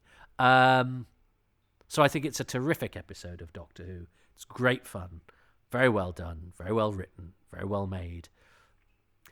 Even though the Daleks say exterminate too many times. But what's my favourite thing? I think the scene with the sugar is one of the great Doctor Who scenes. So maybe, do I choose that, or do I choose that and the wider thing of going, because that's not a scene in isolation. That is a scene in a story that has chosen to look at its central villains and go, what is it about these guys? And the Daleks have have parallels with the Nazis, and that was part of their inspiration, and has also been part of their depiction to a lesser or greater extent. Certainly in Dalek Invasion of Earth, and definitely in Genesis of the Daleks. But their ideology is a sort of fascistic racial purification, sort of Nazi kind of ideology. And actually, that's quite hard to do, because again, you don't want to seem to cheapen reality, because actual Nazis did terrible things that we can barely contemplate, and by God, we're lucky to have not had to endure it, and yet people within our lifetime did, and very, palpably, and and witnessed and underwent things that, my goodness, you don't know how you would cope, and so you have to be careful not to cheapen that by making glib parallels. But actually, I think the parallels are used very intelligently and artfully, and so I think my favourite thing of episode 2, which speaks to the whole story, but I think it comes out in the sign in the window, which of course famously Andrew Cartmel says that he was very proud of that scene, and rightly so, and the head of drama had his eye on something else when they were showing him the episode, and he did that unprecedented thing of going, excuse me, I really want you to watch this scene. I mean, good for Andrew, I have to say, good for Andrew, and good for him for wanting Doctor Who to do this sort of stuff, but good for him particularly in saying, no, I'm going to rewind this and I want you to watch it, boss. And his boss watched it, and of course, nobody is wholly good and wholly bad, and the boss who'd ignored it went, yeah, okay, but she should have shown her disgust and torn it up. And you go, okay, yeah, that's why it's always useful having another eye. A bit too late, thanks, boss. I'm never a great fan of. Did you not think to do that? It's like, sometimes no, when you're in the whole whirligig of doing a thing. Suddenly you take a step back and go, oh yeah, why didn't we think of that? Well, because our minds were on 15 different things. But still, it's an interesting observation, and I think a fair alternative suggestion to go, well, Ace should have been so disgusted by that she tore it up. But also, you don't know. I've probably been in situations where I wish I'd said something, where somebody said something that I found a bit offensive, or that where I could have been in a position to, to make a scene, if you like, in order to point out the egregiousness of what somebody said. But she's in somebody else's house, for starters. She's not in her own time. You love to think you would do something forceful, or you would do the right thing, but often, embarrassment, my God, is... I think somebody needs to do a drama one day about how just being embarrassed stops us from doing all sorts of things. I mean, I think sometimes I've probably failed to go to something with the doctors that I've thought might be really serious because I'd be embarrassed if it was wrong. I'm more frightened of being embarrassed that I've gone without a fatal disease to the doctor than I am worried about having a fatal disease. And it's like, well, when push comes to shove, I'd rather not embarrass myself than avoid an early death, if I'm right. So, I think Ace's reticence to tear the sign up, or confront Mrs. Smith, who is Kathleen Bidmead, who gets a credit on Doctor Who in episode 1 of Survival and had been part of the production team, but is uncredited as Mrs. Smith, because she only has a couple of, I suspect, non-scripted, a couple of lines there. But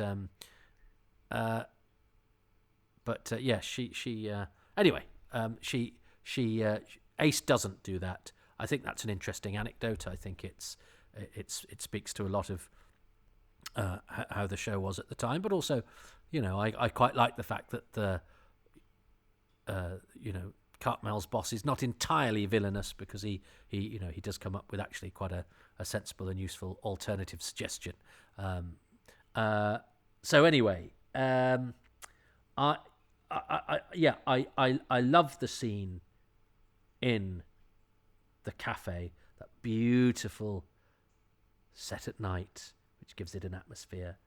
But I'm going to choose that, and I'm going to let it ripple outwards and affect the whole of this choice that permeates the whole episode, and indeed the whole story, is the fact that the writer and the production have decided to address in a clever and thoughtful and not didactic way the idea of the racism inherent in our own society in a story about the ultimate space racists, and it does it. I think it's perfectly. It's so full of potential pitfalls to do that, and I actually think it does it really, really well. So bravo, everybody, and that's what I've chosen. What's Charles Norton, Blu-ray producer extraordinaire, chosen? Okay, so thing number 2, and this is probably quite a predictable thing. I think it's a thing that a lot of people choose when they talk about Remembrance of the Daleks. And it's from episode 2, and it's the scene in the cafe in which the Doctor talks to the cafe owner about, well, effectively the price of sugar. And it's just such a perfectly balanced scene. Not just in terms of the content of the scene, which is it's a very well written little dialogue piece, charged full of meaning and circling around the sort of themes and motifs of the story, doing so very well, but also in terms of the basic structure of how the scene is actually played out and its context in the episode. Remembrance of the Daleks is very much an action-adventure kind of story. it's one of the more sort of adrenaline-charged stories of the Sylvester McCoy era, and it's probably most successful because of that. However, it also recognises the importance in any good action-adventure story of balance. You can't just have set piece after set piece after set piece, things going bang every 3 minutes, without any sense of balance. And what this scene in the cafe is the balance. It's the juxtaposition. It's a point where the viewer, the audience, can reflect upon the themes and the ideas behind things and sort of basically calm down. So that the sort of the position of that cafe scene in the episode is quite important. It fulfills a really important structural function in the shape of the episode.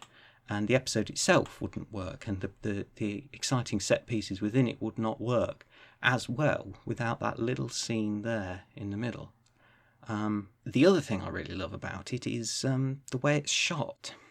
There's if you actually sit down and watch it, there are only 2 camera setups in that scene. I suspect it was probably just done in one take with 2 cameras covering it. You start out with the Doctor coming in through the door, and the camera follows him over to the bar at the countertop at the where you go to get your tea, and then the camera settles into a 2-shot of the Doctor and the cafe owner talking with the bar in the middle, with the countertop in the middle. There's a lot of it's in profile. In fact, the only reason for the second camera setup, which is a close-up of Sylvester McCoy, is the fact that otherwise you'd be looking at the back of his head all the time, and there's 1 or 2 moments where you sort of want to look at his face. But for the majority of the scene, it's just playing out as that 2-shot, and rather than sort of giving into the temptation of cutting from a 1-shot of the cafe owner back to a 1-shot of the Doctor, trying to take in and focus the viewer's attention on the facial expression of any one character as they're saying any one line. Instead, the scene sort of focuses on the distance between them and the relationship between them, and it's much better shape to it, much better balance to that scene. As a consequence, you are focusing on the conversation, the dialogue between them, rather than just on what one character's saying. The cafe owner doesn't really end up actually saying very much, but because of the way it's shot, you take in his input into the conversation far more than you would do if you were just constantly focusing on the Doctor in a close-up. The simplicity of that communicates the conversation so much more effectively than it would if you'd done the whole thing in a series of tight close-ups, cutting from the Doctor coming in and cutting from the door handle opening and the Doctor sitting down. But Andrew Morgan doesn't. He just keeps it focused on the moment between them.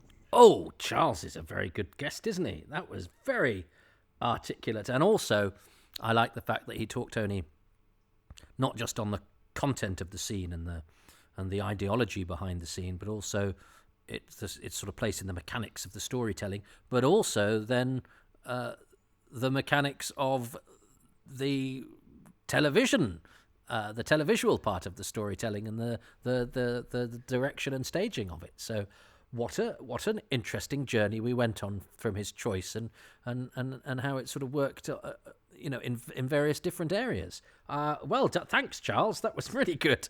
And I mean I'm with him on all of that, and I think I also think I rather like the fact that at the end, instead of Joe Marcel's character being sort of, oh yes, and isn't it awful, he does that very thing which actually people do, and resilience is all about. He goes, life's like that, you just got to get on with it, and I think that's a much more real reaction to that beautiful philosophical point about ripples and us being affected by history and the tides of history and unfairness and all of that sort of thing.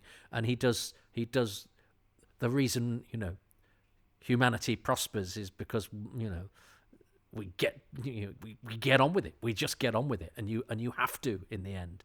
And I like that reaction. It just seemed a bit more real and a bit earthy, and makes him less of a sort of saintly suffering figure, which I think would have seemed a little bit mawkish and slightly misjudged. I quite like the fact that he's this guy who works in a cafe rather than this sort of mythical figure of suffrage.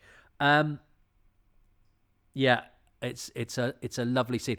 Also, kudos to Joe Marcel, because when I spent some time with him, we went for a drink, and we went to get something to eat, and he's recognised by a lot of people. And every time somebody said, I remember we were sitting when we were in the restaurant, and they said, we'll be able to get a picture, and he sort of said, well, wait till the end, and that would be nice. But every time they sort of focused on him, he said, yes, and this is my friend Toby, and this is me, and he must do that with everybody that he's with. But he made sure. I mean, it's a double-edged point. It's one, not making the person you're with feel awkward, so I didn't feel awkward because he was including me in everything. But also, it's a sort of tacit suggestion to the people that are swarming to go, look, hang on, there is demarcation here, and also. I'm not the only important person in this. Everybody's important, and blah blah blah. And just making sure that you should treat everybody the same, even though I'm the target of your interest, because he's the guy that's been in a world famous television program. It was classy, I thought, and I did like being with him. I'm tickled by the fact.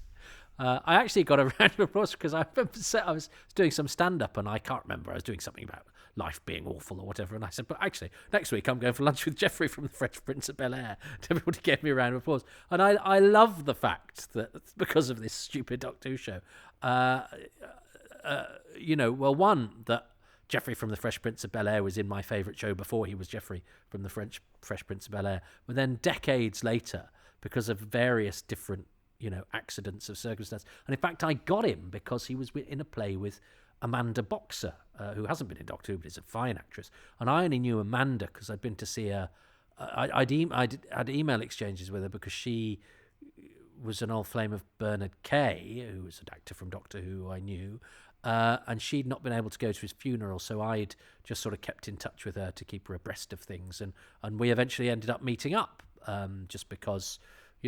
we'd back and forth, because I think she realised I was an actor. Oh, and I'd asked her some questions about Andre Morel, because funny enough, I'd then been to Jason Morel, Andre Morel's son's house. And he said, oh, my friend Amanda Boxer worked with my dad, and she had stories about him. So I'd emailed her and gone, I'm the guy you were emailing when Bernard Kay died, and we was, I'd still got and I knew she was an actress, and of course I did. And I think anyway, whatever. But it was another one of those funny coincidences. It was somebody had thrown a stone in the pond, and the ripple from Bernard Kay's death had been that I was sort of in touch with this woman. And then, another ripple that was Andre Morel's son. So I'd asked her about Andre Morel, and I got some good stories from her about Andre Morel. And then, she was appearing in I'd seen Joe Marcel was appearing in a play. In fact, I'd seen he was doing something at at the Globe, when I'd gone to interview Sam Cox, who's Inspector Bishop in The Idiot's Lantern. And I'd noticed, I think he might have been working with Joe. And I'd sort of regretted not saying, no, that's right. I'd interviewed Sam already, and I was interviewing Joe. This is a series of, I'm not name dropping here. I'm just trying to sort of show how everything sort of weaves together. This is not me thinking I'm being cool or existing in some sort of rarefied social circle. I'm aware it's very much quite tenuous Doctor Who names, but I love the way all of this stuff sort of combines together, and I particularly love the fact that I'm somehow a sort of strange little part of it, because I'm a boy from the countryside in the middle of nowhere, and the fact that I would be having tea with a dominator or whatever just thrills me, because I felt like a drop in the ocean. I felt that, if you'd thrown me into a pond, I wouldn't have made any ripples whatsoever. But I was at the Globe because I was interviewing Giles Block, who's in the Dominators, who was master of verse at the Globe and also a director of Shakespeare at the Globe. And coming in to rehearse, I saw Sam Cox, who I'd interviewed when he was here at the Royal Exchange. So I sort of know Sam, but he was amongst a group of people. I know, I think just going into rehearsal, I thought, well, I won't bother him, because you don't want to go up and go, I'm that Doctor Who guy that interviewed you a year or so ago. But then I noticed that Sam was in the play with Joe Marcel, and I thought, if I'd said something, I could have maybe... I think it was Cymbeline, and Joe was playing Cymbeline. If I'd said to Sam could have fixed me up with Joe, but I didn't feel confident enough to do it.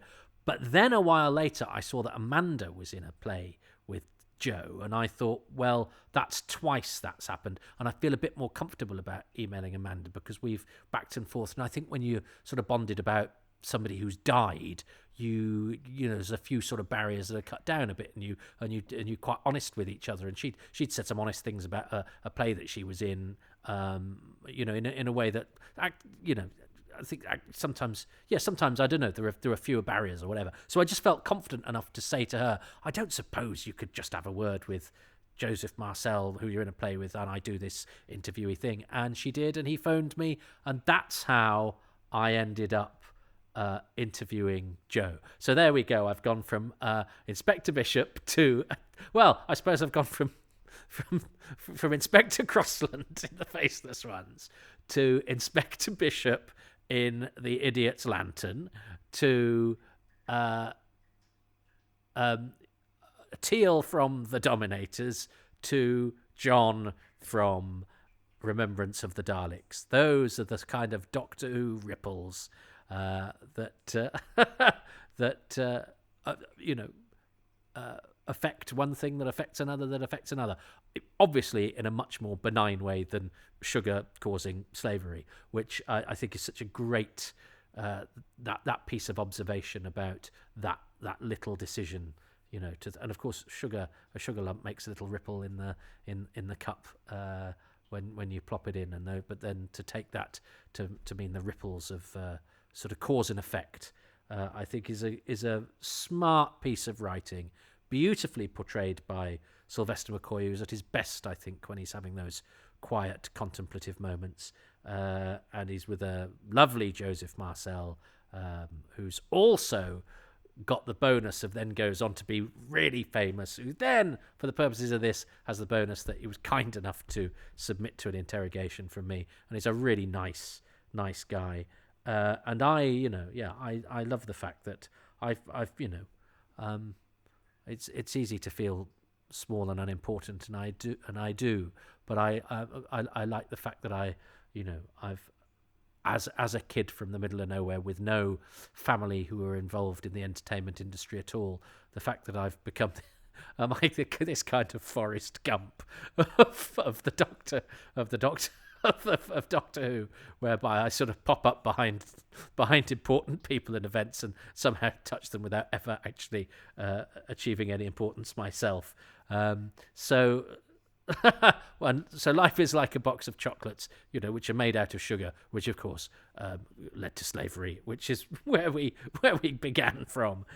So I get a point, is the outcome of all of that, because Charles and I were simpatico, and so it's 1-1 as we reach the halfway point of this splendid Doctor Who story, Remembrance of the Daleks, which just goes to show that you know, things from the past are not always what they seem, because when I watched this at the time, I was convinced there were all sorts of things wrong with this. Even then I knew it was.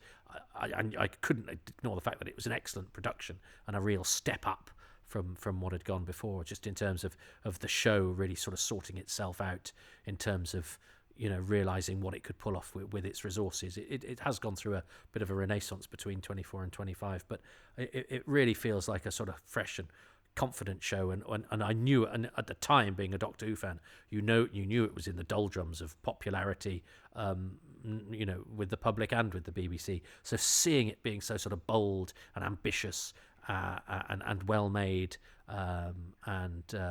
confident, it feels confident, which is great. Good for Doctor Who. Well done, Doctor Who. Well done, Remembrance of the Daleks. My 14-year-old self was an idiot. My 49-year-old self is an idiot, but at least he knows it. No, I knew I was an idiot when I was 14. Let's not rewrite the past. Let's look on the past. Actually, hang on. I withdraw that. My 14-year-old self was okay. I'm not going to look back and have a go at him for stuff that he didn't know, because that is a malaise of our times now, where we tend to look back and patronise the past because we think we know better, whereas, of course, the future will make fools of us all. But what's making a fool of me now is my inability to come up with a suitably pithy bon mot with which to end this episode, so I'm just going to do that right now. Hello, everybody. I hope the time and the place you are in are both very happy indeed, and that the next half an hour or so do nothing to alter that state for the worse. It's Remembrance of the Daleks, Episode 3. The person you heard introducing it was Charles Norton. Did not give his name. Well, he cannot remain incognito. He is a producer on the DVD and Blu-ray range, mostly the Blu-ray animation range, really. He did the Sharda and the Macroterra, and he's worked on quite a lot of them, and overseen the extras and things like that. So Power of the Daleks as well. And he's a very interesting chap who goes into the minutiae of research that I wouldn't think of doing. He's very good at, you can ring him up about what might have been in the corner of the studio, that, what shape the radiator was, or what cable was coming out of the floor or whatever, and he'll probably know, and probably know the reasons why. Doctor Who fandom is made up of all sorts of people who have their particular areas of interest and skills. And some people see things that I am blind at, as I say, sort of technical things, and which cameras are what, or how that particular piece of technology works and affects that. Whereas some people don't recognise one actor from another. Whereas that seems to be the language I speak. I can, in a crowd full of actors, I can spot one that was in something else, or I have retained some sort of information about who that guy was, and where that woman, was last seen in a theatre or whatever. So we all have, and some people, know which materials costumes were made out of, and very then have the practical application to be able to recreate that or make their own version or whatever. And it's great, isn't it? It's a fertile ground. What I love about it is that you can sort of dive in and emerge wherever you like, really, with very different experiences. And we all have little rabbit holes we disappear down, and some people just enjoy it because it's a fun program that they like watching. I think those people might be happier. Good luck to them. Unfortunately, I've not been constructed like that, so I'm about to watch an episode of Doctor Who for the 1 billionth time, and to scrutinise it and try to find meaning and remember things, and hopefully try to entertain you by saying interesting things about it. And mostly, of course, as is the raison d'etre of this particular podcast, I'm going to try to accentuate the positive, because I'm just a bit fed up of people being miserable. Not about Doctor Who. There's loads of positive Doctor Who podcasts out there that are lovely, but I've just been browsing Twitter, and it's so easy to see people, to fall into that trap of, people engaging in grievances and tit for tats and anger. And I understand it's cathartic, but it doesn't do me any good, I don't think. So I just want to hopefully put a bit of positivity out there, because I can't really do anything else. There are other people I think you're entitled to go on Twitter and get some grievances out if you've just built a shed or lagged a pipe, or invented a thing, or done a hard day's work in retail or whatever. I just talk for a living, so I may as well talk nicely, I think is the general idea. And I'm going to talk about episode 3 of Remembrance of the Daleks, and I'm going to press play in 3, 2, 1. Now, this is one that has a bit of a personal thing going on with it, which I will reveal now. I was quite lucky when I was young in that although my parents split up when I was 4, all my grandparents survived. Now, my dad's parents kind of dropped us like a hot brick as soon as my dad went off, but that's not what this is about. I still had both of my mum's parents, and unlike a lot of my friends at school who seem to have lost grandparents quite early, and you only have to watch sort of old films and go, I wonder how, when did he die? Oh gosh, he was 60, which was considered old or whatever. I had grandparents into their 70s, but my granddad died, I think, in the week between episode 2 and 3. So actually my video of this, because I watched this in Newbury in Berkshire where my grandparents lived, so I remember watching this at my nan's house, because my granddad was dead, with various family members around. So my friend Andy had taped this for me, and he taped it on a different machine. He hadn't taped it and then copied over, because we knew that would lose a generation. And when you were taping off air, I mean, this was priceless. And this was only the second season I could tape off air, and I'd got good tapes to do it. And but he taped it on a different machine from my machine. So this episode has always had a slightly fuzzier quality for me, and a little line down the side. I think it was a particular trademark of his recording heads or whatever. I love the Doctor's delight that the thing has worked. That is brilliant. And great, fantastic explosions in this story. It is a story of some fine explosions, and I do love Mike's machine gun.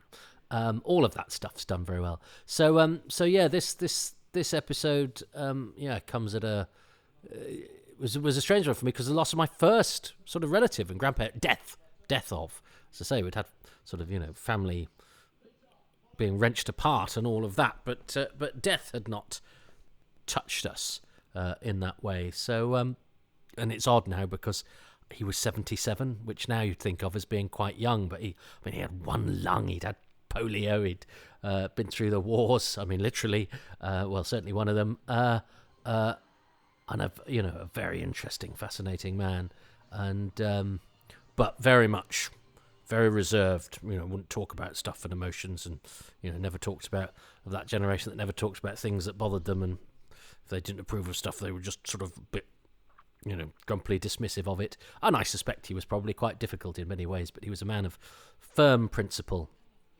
And I remember my poor uncle, who's now getting close to 77 himself, and he's much younger and cooler. Being so sad because he was about to have his first kid, and he said, he'll never live to see my child, and that child is now in her 30s. My goodness. Anyway, time. Yes, and that is all, of course, because this was nostalgic for An Unearthly Child and the start of Doctor Who, which was 25 long years ago. And of course, this, as I record this, it's 35 years ago. So my goodness me, time, you are a cruel, cruel thing. I hope there are young sort of fans who've come to the series from the new series who watch this stuff and love it, and to whom this has a sort of charming nostalgia all of itself. But to me, this is quite modern Doctor Who, and I think it does look good. I do enjoy Sylvester's costume apart from the jumper. So in shots like this, I think he looks magnificent. I love that hat. I love his scarf and the tie. The sort of splashes of colour on the cream and beige. I think this spaceship set is great. Actually, Martin Collins' design work, I think, is excellent in this story. I think we were used to spaceships of a certain kind. This one has sort of gaps in it where they've darkened it off and sort of leaving a bit to your imagination, and they're going for a sort of light show rather than panels and control banks and all of that. And I think that's a wise move and a laudable attempt to do something very different, to give it a different sort of visual schematic, if you like. Credit to Pamela Salem and Karen Gledhill as well. I think they do a good job as these two characters. Pamela Salem, I've actually, yes, I have encountered her. She's a very nice lady. She's very polite and charming, and she's got a wonderful diction and that lovely voice, and she gets a spark in her hair there. And I was so happy when that baseball bat was destroyed. Now, again, I don't know what my hang-up was. As I said, I didn't really like the sort of noise in the comic strip sort of spark that surrounded it. But I like that bit where he makes them shut their mouth. I think that's quite fun. And I think having a baseball bat toting young female companion is great fun. I don't know what was wrong with me. George Sewell was a mighty, mighty actor. And I think he moves up the credits for this particular episode, because I was quite surprised he was touted as a bit of a guest star, and he's actually quite low down on the credits. I'm currently watching him also in Omega, you see on the gravestone, in Tinker Tailor Soldier Spy, which is a masterclass in acting. I mean, it's gorgeous. But the plot is basically lots of people talking in a room. The plot is who's the mole, and the way that Alec Guinness's George Smiley finds out is to ask lots of people in various different rooms. Hi, Paul and John. But George Sewell, I think, is such a terrific actor, and I'm glad that he ended up doing a Doctor Who. And he I think, was it after this he ended up being the boss in the Detectives, which is Jasper Carrott and Robert Powell series. But it was in UFO, but he was one of Joan Littlewood's men. He was one of those guys in the 60s with his sort of pock-marked face and his naturalistic delivery who suddenly started appearing in quite a revolutionary way on television and changing the way that acting was done on television. And there was a naturalism to them that sort of broke the mould a little bit. People like him and Glyn Edwards and a lot of those sort of real-looking character actors. He's great, George Sewell. So I'm glad he did a Doctor Who. That's now. I was not hired. I was drafted. That's a bit of an echo of the line in MASH, isn't it? Which is the great anti-war film that has so many brilliant lines about the contradictions of morality and war, and has that great cynical sort of sardonic wit cutting through it. And I think they say of somebody, don't they? How did a man like that? How was who? Why did he join up? Or I didn't join. I was drafted. He didn't join. He was drafted. Whatever. It's better in the film. Watch the film. But anyway, I think that's an echo of that, which is also an echo of there's a similar exchange in The Ice Warriors. So it's I remember this shot in particular with him against the white sky was not great on my video version. It's nice to see it all. It's funny how a really bleached sky doesn't actually do videotape an awful lot of favours. It can suddenly make it look somehow not as good as that stuff that I think was shot on a different day, or certainly in different weather conditions in the episode before with Dursley McClendon and Michael Sheard, which looked absolutely fantastic. But that slightly bleaker, colder sky, and it suddenly has the hue of it's not great on the lines around the heads. It suddenly is where videotape, which has a sort of crispness and a clarity that can be very helpful, suddenly looks a little bit corporate video, suddenly looks a little bit, dates it slightly in a way that stuff on film doesn't so much, and stuff actually, as I say, shot on other days does not. And this is the episode, isn't it? It's here that we have the reference to Professor Bernard Quatermass. It's not happening right now, but it happens in this episode. Isn't it? I wish Bernard was here. The rocket group's got its own problems. Is it now? I wish Bernard was here. Yeah. Now I remember that didn't actually make sense to me at the time. Had I watched Quatermass in the Pit by then? Maybe I had. Maybe I hadn't. No, I don't think I had. But I just remember thinking it was a lovely, realistic line that they have a life outside of this. So it's one of those very good references. It's a lovely in joke if you get it, but if you don't get it, you go, "Oh, these two know each other. They work somewhere outside of this, and they have things that could be useful to them that we might not see," which just kind of makes it realistic. Not everything's relevant to the plot, but it sort of helps to complete the bigger picture. I'm trying to resist using the word verisimilitude because I get into trouble. But with Stephen Shapansky of Radio Free Skaro, and I'm sure some other friends of mine, when I use the word verisimilitude, which I've now used twice. I like the fact that Ratcliffe is still referring to him as my man, even though we know he's the traitor. It's like, yeah, I'm still going to refer to him obliquely just to keep it a bit of a surprise. But that is a very nice. It's creepy because when they come out and you get a little bit of the rattle, there's a little bit of a rattle of the music, and I don't know. It makes you sort of go, oh, Mike. And I love all this action stuff of the setting up the sandbags and the. Oh, there's a Unishoal. There's a soldier there sweeping up. You're on broom duty, son. But all this busyness is very nice, and Doctor Who with the military is, it's a thing that works. What is it? First saw it in the War Machines, and then of course it becomes part of the show in the 70s. And I think it's because the Doctor is so non-militaristic. And as a writer, it means you can have your cake and eat it. You can get somebody doing all the blowing stuff up, and then do your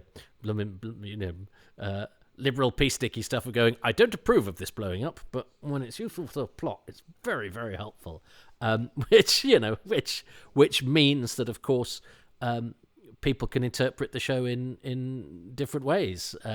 And as I've said before on these, I have friends who are right of centre, which I am not, who sort of go, well, the Doctor is, very much somebody who, sees something he doesn't like and has it wiped out, but, doesn't get his hands dirty and gets other people to do it. He's so good. Oh, he's so good at that when he does the we and the they, and that sort of little enigmatic ghost flits across his face. He's so good at that stuff, Sylvester McCoy. And I quite like it when there's a sort of I think it was an interesting thing to sort of play with. I prefer my Doctor to just be a person without any particular great skills, who has not had any power, who is just somebody that through wit and invention and a decent moral compass is doing their best and does their best sometimes in very trying circumstances, and through a bit of potluck and no shortage of wit manages to save the day. Because I can't identify with somebody who's all powerful. I can identify with somebody that's muddling along and doing their best and trying to do the right thing and not always getting it right. But I remember that shot, and that I love this Dalek livery here. The glossy black Dalek is an absolutely fantastic move, and again an attempt like this attempt to make the Doctor perhaps some sort of key Time Lord figure, which is an attempt to reinvigorate the mythology. I think the timing of this is absolutely fine, even though my taste is more towards he's a bit of a bumbler. This black Dalek and there's been factions of Daleks before, but again this attempt to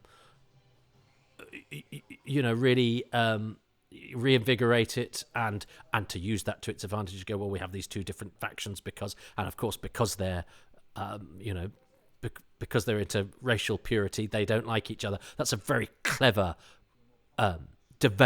evolution of that Dalek mythology. And to throw that into the mix, these different liveries that they have. As I say, I'm not wild about the cream and gold, but I wasn't at the time. I'm actually quite liking it in this, watching it now.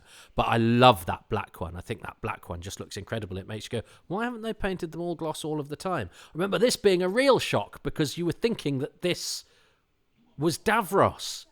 And there was a rumour that Davros was appearing. Now, we already knew that it wasn't going to be Davros because Roy Tremelli was credited as the Emperor Dalek, who's the Emperor Dalek with the TV Dalek sort of big dome kind of thing, TV comic Dalek big dome thing going on. I mean, so many things sprinkled in here. That Emperor Dalek that I was talking through before with the dome, like in the comic strips, absolutely gorgeous. Was credited in the Radio Times as Roy Tremelli, and one was on the lookout for anagrams, and so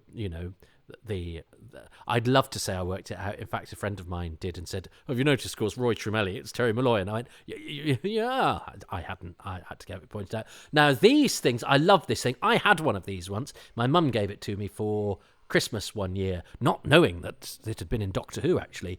And it was a really fun thing, but this was slightly scuppered because it was already on a Noel Edmonds quiz show thing. So it was a kind of existing prop. Now, Doctor Who in those days, it had to get stuff that was available a lot of the time, and it's a funky looking thing. Unfortunately, it has an association with something else. They wobble about a bit, don't they, these Daleks? But it's great seeing them on an earthly street. You can see that one in the reflection of the window moving really slowly. I love seeing these two scampering about the Doctor and Ace, because they've got such a great rapport that they even have it when they're not saying anything. But yes, the time controller was in a Noel Edmonds thing, so it was already a known quantity. So unfortunately, that destroys it a little bit. Interestingly, it doesn't really now. I mean, we know of those things, but we know of lava lamps, and I think you have a kind of cognitive dissonance when you're watching The Prisoner and go, "Well, that's a lava lamp." You go, "Yeah, but it's also a funky 60s blobby thing." So maybe time has been a bit kinder to the time controller. Mine got broken when I moved to London and was unpacking. Anyway, you don't need to go into the history of my broken ornaments. But yeah, I did have one, but it didn't survive the test of time. I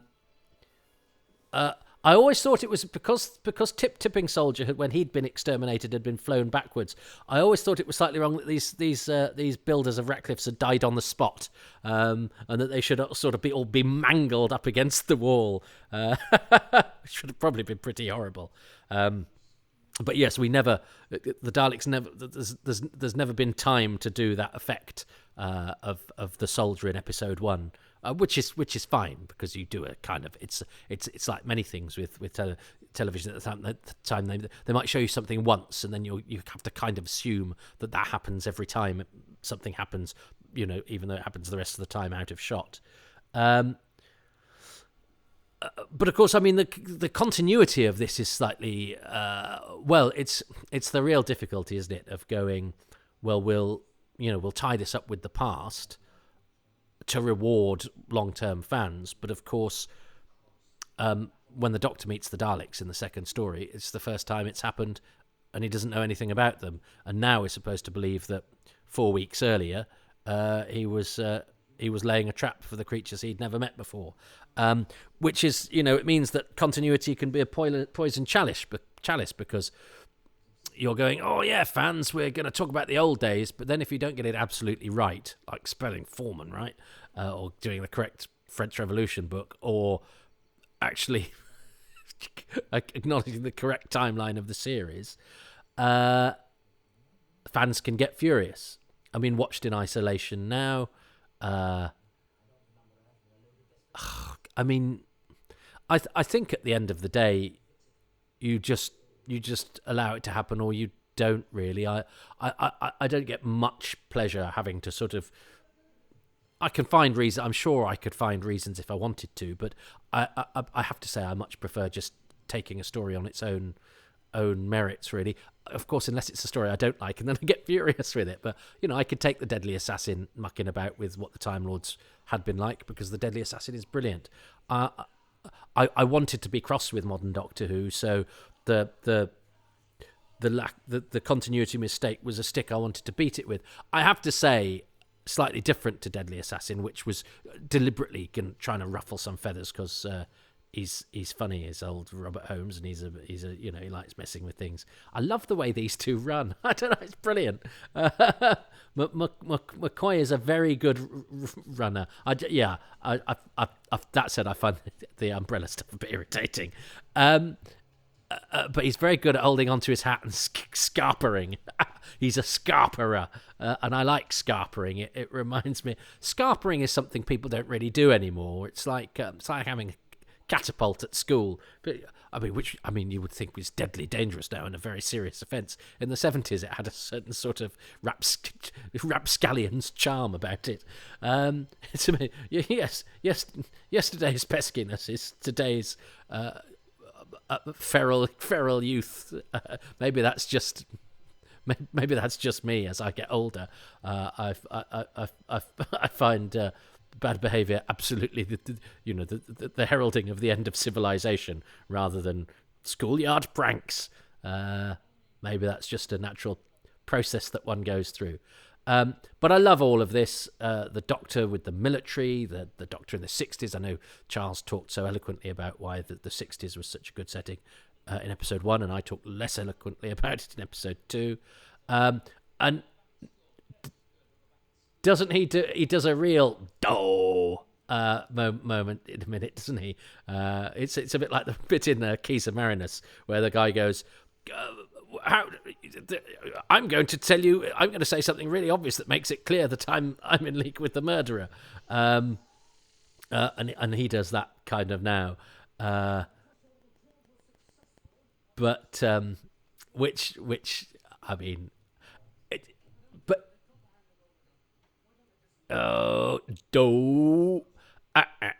actually, it's not as bad as some examples of that kind that you have in dramas. And actually, it's important that it happens at this moment, because it's not just he's revealed that he's a bad guy. It's that it's the betrayal of Ace, and he just invited her out to the pictures. Is that a Bren gun? Remember, my Action Man had one of those, and they're pretty cool. And I think somebody's about to be shot and do a bit of a somersault. Yeah, look at that! Love all of that. Tipping is the stunt man. That's not one of the most successful effects of the episode. The sort of slightly two-dimensional craft there, but I think visually this is so ambitious, and I think the schoolgirl with the motorcycle helmet and the Dalek ion is such a great sort of Doctor Who image, and I think she does it well as well. I like the way she does the eye. She's brilliant. Jasmine Brakes as a schoolgirl. She is the daughter of an actor called Sebastian Brakes, who is in an Out of the Unknown episode, which I hadn't known at the time. I didn't know his work really until I started doing Out of the Unknown for the DVD of that. And I was like, Sebastian Brakes, blah, blah, blah. And then Andrew Morgan mentioned that Jasmine Brakes, Sebastian Brakes. I went, oh, great, of course, it all links together. Gosh, it's near. Oh, yes, it's near the end of the episode, because Rachel walks in at the beginning of the episode. So this is brilliant. This is an absolutely fantastic effect. The fact that it's a practical spaceship, the fact that it's a load of skips stuck together, I don't care. The fact that it breaks the window, it's that sort of attention to detail that I don't think you always get with Doctor Who, and you can't always afford with Doctor Who. I think having the smoke coming out of the bottom, I think having it smash the windows. I'm sure I had relatives. In fact, I did have relatives watching that. It's a bold move, actually, to end on a joke as well. It is a bold thing. See, Ratcliffe's up the credits. It is a big... I hate the way I said that. I said that like an absolute effing geek. No, and Ratcliffe's up the credits. God, this is why I don't listen back to anything I ever do. I sympathise with you. I mean, I'm doing this. I obviously assume people want to listen to this, and yet I hate everything I say and how I say it. Shirley Coward, the Vision Mixer. She was the Vision Mixer on the 10th planet, on the first regeneration, and she died last year. Shirley Coward, she was a name that I saw on lots. She was a Vision Mixer on Blue Peter quite a lot, I think. I quite liked seeing her name on Doctor Who and going, I've seen her name on other stuff. But I mean, I have to say, I love the heftiness of these credits, the fact that you get a chance to read them all. Oh, it's delicious. Now, listen, what was I saying? I was talking about, yes, I was watching this at home, not at home, at my nan's house with family, because I remember let's call her my aunt. She wasn't married to my uncle at the time, but you're not researching my family tree. And they're the London people. My Uncle John, who's, I say none of my family were in show business. My uncle was a film editor. But but he never introduced me to anybody. I remember he was once in a lift with Tom Baker, which I was very impressed by. But he edited pop videos and things like that, and he was an assistant editor on a couple of the Monty Python films. But he'd sort of gone away to London. And he was the closest we had to anything sort of spectacular, and I think he once said he knew somebody called Sally who was in Blake 7, and I remember being very impressed with that. Well, it turns out Sally Nivette, and I've since, I think, now have a connection to every single one of the regular cast of Blake 7 through people I know or friends of friends. It's really weird how that's happened, but let's not get into that. Because we can go down too many different paths. Some people like that, I'm sure, and those that don't have probably stopped listening by now because there've been many episodes. Anyway, stick to the point, which is, what was I to write? So we were watching. I remember watching at my nan's house, and it was one of those occasions where, of course, we had to watch with people around, and it wasn't actually a very big living room. And I remember my uncle's partner, Gabby, who. Not in the business, but graphic design, but a sort of London they're London people, and with that has and London will always seemed a bit sort of cool and a bit metropolitan. I remember when we went to see Uncle John, we went to the cinema. We never went to the cinema, it was a different life, but they could also be quite sneery about stuff. And obviously, as I've got older, I see that in a lot of people, a lot of metropolitan intellectuals, he said, suddenly sounding like the Daily Mail, which I don't mean to at all. I love metropolitan intellectuals, but I do sometimes wish they liked stuff a bit more. And I count friends of mine amongst this who has sort of always assume that something an actor's done has been a mistake rather than a choice, who always assume that when a writer's put something that's not necessarily logical, it's a mistake rather than a touch of reality, or that the writer doesn't necessarily think what the person that there's all of I always sort of go in. I always assume the best of the people whose work I've chosen to give my time to watching, but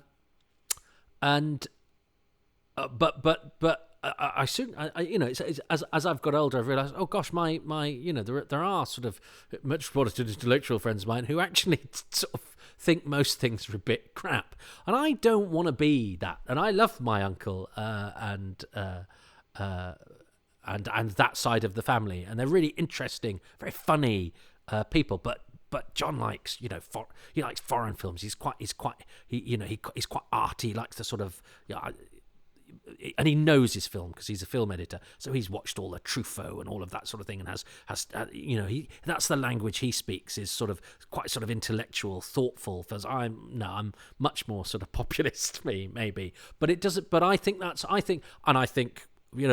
artistic stuff is great, and I sometimes wish I spoke the language of that stuff a little bit better. But I also think populist is really hard to, or popular is really hard to do, especially clever popular. Now, populist, I think, can be quite easy, and you can get away with doing some stuff that's actually not very high quality and that's actually a bit sort of thoughtless and not very good, and get lots of people watching it. But to get people watching something that's a bit different and a bit crazy and has like robotic motorcycle helmet wearing half Dalek schoolgirls, and a treatise about racism and alien creatures that are metaphors for fascism, but that also then reflect back on the problems within our own society and how we're perhaps not as far away from those things as we might think ourselves to be, and have it all in an adventure with soldiers and explosions and a character who's very serious and brooding but also really, really funny and can scamper around London holding his hat and making sure it doesn't blow off in the wind, and with his sort of delinquent companion who's got her own troubled backstory but is plucky and exciting and fun. I don't think that's easy. And I remember Gabby saying, when it was the scene when Ratcliffe was in the graveyard, instead of going, oh, it's that fine actor George Sewell, I think he had a line where he said something like, come on lads, put your backs into it, which is a sort of nothingy line that that sort of gets us from A to B, and it stops it being a quiet scene, and it just, it emphasises who's in charge and blah blah blah. It's not much of a line, but it's not. And just going, oh God, who writes this terrible dialogue? And I'm going, that's the bit you notice. That's the bit. I mean, it's not even worth commenting on. It's not every line is a gem, and not every line has to be a gem. Sometimes stuff just has to be texture or something for the ears, something to move you along, something to bolster it up, or stop there being a lull, or just to fill the scene a little bit. And I just remember thinking, why would it even occur to you for that to be a bit to talk about when there's so much else going on? And I'm pretty sure they were also pretty dismissive of the spaceship because it looks like a few skips stuck together. But me, who's used to spaceships in Doctor Who, was going, it's solid. It's three-dimensional. It's clearly being sort of lowered down on a crane. This is Doctor Who being extraordinarily ambitious. And I think when the glass went in, they went, well, that would have cut everybody to pieces. And I'm going, but they've gone to the trouble of breaking the glass, because I think in those days still, and you don't do it now because everything has to be so realistic. I think in those days, one still admired when they made a scene more realistic than sometimes scenes like that were, because they'd done a bit of attention to detail, and they'd gone, actually, we're going to try not to make the audience break the audience out of their spell, or we're going to try and impress them with a little bit of a flourish, because that will perk them up, that will make them interesting, because the audience in those days we still sometimes had to join the dots, if you like, because it was three-wall sets, multi-camera, all of that sort of thing, and even things like Juliet Bravo or whatever, when people went outside, you'd see a sort of piece of shrubbery and a white studio sky, and you'd sort of have to go, I'm accepting that they're walking out, and then of course it would cut to outside and it would be on film and look completely different. That was that was a pact that they made with us, but very occasionally they'd go, but yeah, thanks for doing that, but we're not going to rely on that. Where we can make the effort to sort of impress you and to go a little bit further, we will do that. And of course, it's a thankless task if your audience is of a certain mindset, because you do that thing with the glass, and then somebody will go, well, that would have cut them to pieces, and you go, well, why did I bother? Do you know what I mean? I sometimes find that when you write things, or you put you go, well, do you know what? If you're in a mindset to go, it's like, and it sometimes happens with stand-up where you get an audience that's a bit of a grind, so you go, all right, I'm going to stick in a gag here because this needs a bit of livening up. You do a gag, and they go, oh yeah, right, and you go, right. So you weren't going for the slightly whimsical, hopefully the slightly sort of charming storytelling that I'm just trying to get you on board with. You want something a bit peppier, so all right, I'll do you a joke, and then you get the, oh, is that just a bit of wordplay, as if that's a very London metropolitan thing as well. I remember when I started gigging in London, having cut my teeth here in Manchester, thinking, well, yeah, but when I get to London, because of how I say and because of how I speak and because of I do clever jokes, they'll love me in London. And then you I remember going to London and going, doing a joke. I remember this comedy club that is a very good one, but I remember doing off the top of my head, just doing a sort of a bit of a pun, just to again get me from A to B, and getting a kind of oh, you did some wordplay, and it's like, yeah, you're at a comedy club. Such a thing is not beneath you. So you either come with me or you don't. But don't judge me as a stand-up comedian for bunging in a gag, because otherwise we're not going to get on.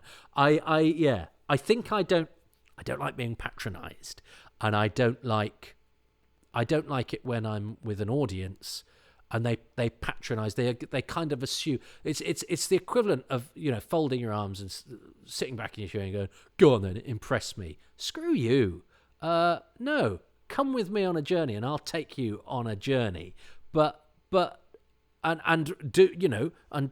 Who, they're doing its very best to overcome its budgetary shortcomings, and in key areas going, we're really pushing the boat out with this. So come on, you've got to go and meet it halfway. Now, I mean, I don't think you could do that with television at all now, because we're so much further away from the theatrical tradition that that television still had its roots in then. Now, everything has to be realistic. certainly on a sort of technical level, we don't accept stuff that isn't technically realistic, really. I'm not sure what we've won there, really. I know it's not real.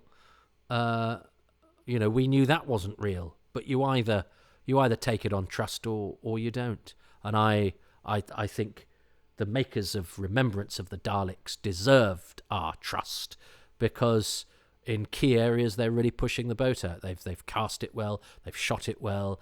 The money seems to be far more on screen than it was just a year ago. And it's nice that I can see it without it was a sort of flat green line down the side from whatever it was with my friend's video, which just meant it was a slightly not as good a picture on episode 3. So I'm glad they're all uniform now, although that image will still always be in the back of my head when I watch that episode. It's funny, isn't it? The little there's various episodes that I watched when they were pirated where bits would do that. And I now can't watch those episodes. I think there's a bit in the Space Pirates where Donald G had a thing about I can't remember what the line was now. I'd know it if I was watching it. And he says, what was it about? Clancy's ship or something? And in my copy it would go, what would you do to Clancy's ship? And now I can't when I watch that scene, I can't. I still can't quite hear it without in the back of my head the wobbly bit that goes all over the place where the picture judders and the sound goes all. There are certain episodes that I watched that had tape faults or breaks in quality or whatever, that because I watched them so many times back in the day, and these ones, because as I say, this was the second series that I was videotaping live from home, and my season 24 I'd got cheap tapes, and they that was, I remember regretting that, but I'd actually got decent, I think, BASF tapes, which had a silver box, and I did Letraset for the lettering on the side. So I'd have my own. The plan was to have my own. A library in order with uniform spines. But of course, I think my plan was eventually to get stickers. Because, of course, I had loads of different makes of videotape, was eventually I think I wanted to get stickers that were all the same, and I've just spent hours, uniforming my own collection, but life got in the way, video became obsolete, and now, the whole season will fit into a tiny little box, which wouldn't need individual spines. But I do miss those days of having my own spines that I put Letrasets on, and then I bulk bought some boxes and did my own covers and had my own color scheme on the spines and for each Doctor, and they all matched. I think I'll do a podcast about that. That's not for now. Anyway, I don't know. Sorry, it's a nostalgic trip for me, this one. God bless you, Grandad. He was a printer. He was one of, I think, 13 or 11 children, and they said he'd been to a special school. He hadn't. He was in a kids' home, and he'd been in the army. He was a teetotaler. He'd stopped drinking because my grandmother was a Methodist and said, I'll only marry if you don't drink. And people did that. So he just went, all right, and never drank again. And she would occasionally have a glass of red wine or Stone's Green Ginger at Christmas, but he'd made a promise and he kept it. He also had a Weetabix for breakfast every morning, except for Sundays, when he had 2 Weetabix for breakfast every morning, except on Sundays when he had boiled eggs and soldiers, and that was his habit. Except for when he was about 75, he looked at his 2 Weetabix and said, "I'm bored of those," and then had shreddies and had them every day of the week except for Sundays. And his final act, I'm not padding here. I'm just looking for Charles's contribution, because Charles is going to tell me what his favourite thing was. Oh, I've got to choose my favourite thing. But I'll finish this about Grandpop, because why not? He was a union man. He was a printer, dyed in the wool socialist, who his final act was Margaret Thatcher was on Newsnight, and he said, I've had about enough of that woman for one lifetime. I'm going to bed. And he went upstairs and he died. And I just think there's something whether you're a Thatcherite or not, he definitely was not. And I think there's something rather beautiful in that firm principle of his, because he was a printing man as well. I remember that Thatcher destroyed the print unions to ingratiate herself and give great power to Rupert Murdoch, who has changed the tenor of our national conversation irreparably, and I feel very, very badly. But he was a great mouthpiece for her. So she, but we also have to be honest about the history, and that the unions did take the piss quite a lot. But nonetheless, I love the fact that my granddad was true to himself right to the end. Ha ha ha! Bless him. But yes, and the last time I saw him, I was on my way to a Doctor Who convention, and I'd forgotten my tickets. That's right, and I had to go back and get them. And he was sort of mock grumpy about it, and I felt this great affection for him. He was quite a scary man, and I sort of rubbed him on the shoulder and said, "See ya," and I never did. Anyway, and he was scary, and he was quite scary. He wheezed because he only had one lung, but he was a great principled man. Anyway, Anyway, we will not see his like again. Very undemonstrative. Just got on with it. Who knows what was going on inside that head of his? Terrible now I think about it. I asked him if he killed anyone because he fought in the war once, and he just got his head down because he wasn't going there. And I remember once, I think I'd had a bit of a tantrum about something. I think Mum had been out of order, but she made me go and apologise to him. And I sort of went and apologised to him, which was quite hard to do because I was a kid. And he sort of went, well, just didn't rub it in, didn't have a go. And I sort of tacitly took from that, I know where you're coming from, lad. They pushed you into that tantrum. Or I don't know, I felt he'd given me a little bit of solidarity, but he would never said anything like that. But he was a very interesting man, and would not talk down to you. I'm sure I used to ask him really boring things at night, and he knew about all sorts of different things because he was from that generation. He'd left school. He didn't go to school, I don't think he was. I think he'd left school at 11 or whatever there, but he did the crossword, and he was, and I think because he'd been denied an education, he was extremely well read. And I think back to those generations of people who didn't have the things that we had, so therefore valued things like education and books and other people's opinions and and rigor and different experiences. He was an extreme. He had such a wide knowledge. So I'd ask him about actors, and he'd know about them, even though he wasn't a theatre person. He wasn't somebody who cared about that sort of thing. But if I'd go, Doctor, have you heard of an actor called Victor Madden? He'd go, oh yeah, he's got a chin and he'd tell you. Stratford Johns, he'd know because he just knew stuff. Because he read the paper. He read the paper from front to back. Of course he did. He was a printer. He was probably looking for mistakes. Ha ha ha ha ha. Anyway, sorry. That was my granddad. Edward George Mister. Weird though. Had to call him Joe. Didn't like the name Edward. There was something there. Had a very difficult childhood. But, you didn't talk about stuff in those days. Now, was that healthy or not? I don't know. Different. It's just different. Anyway, what's my favourite thing about the first episode of Doctor Who that was broadcast without my granddad in this world? Sorry about that. I hope that wasn't boring. I'm not cutting it out though. It's my podcast. It is what it is. It's funny how personal this show is, isn't it? It's a personal journey through life. And every episode means, to somebody somewhere, Time Flight 3 is of great importance because it was the first time they lost somebody, or the first time they fell in love, or the first time they made a realisation about life, or just the first time they realised they fancied men in uniform. Whatever. Oh, Doctor Who.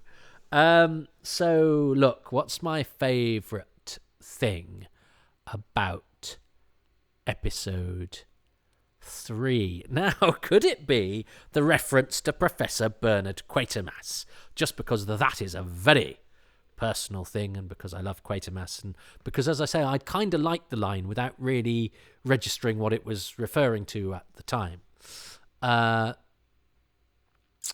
Is it the sleight of hand or sleight of helmet?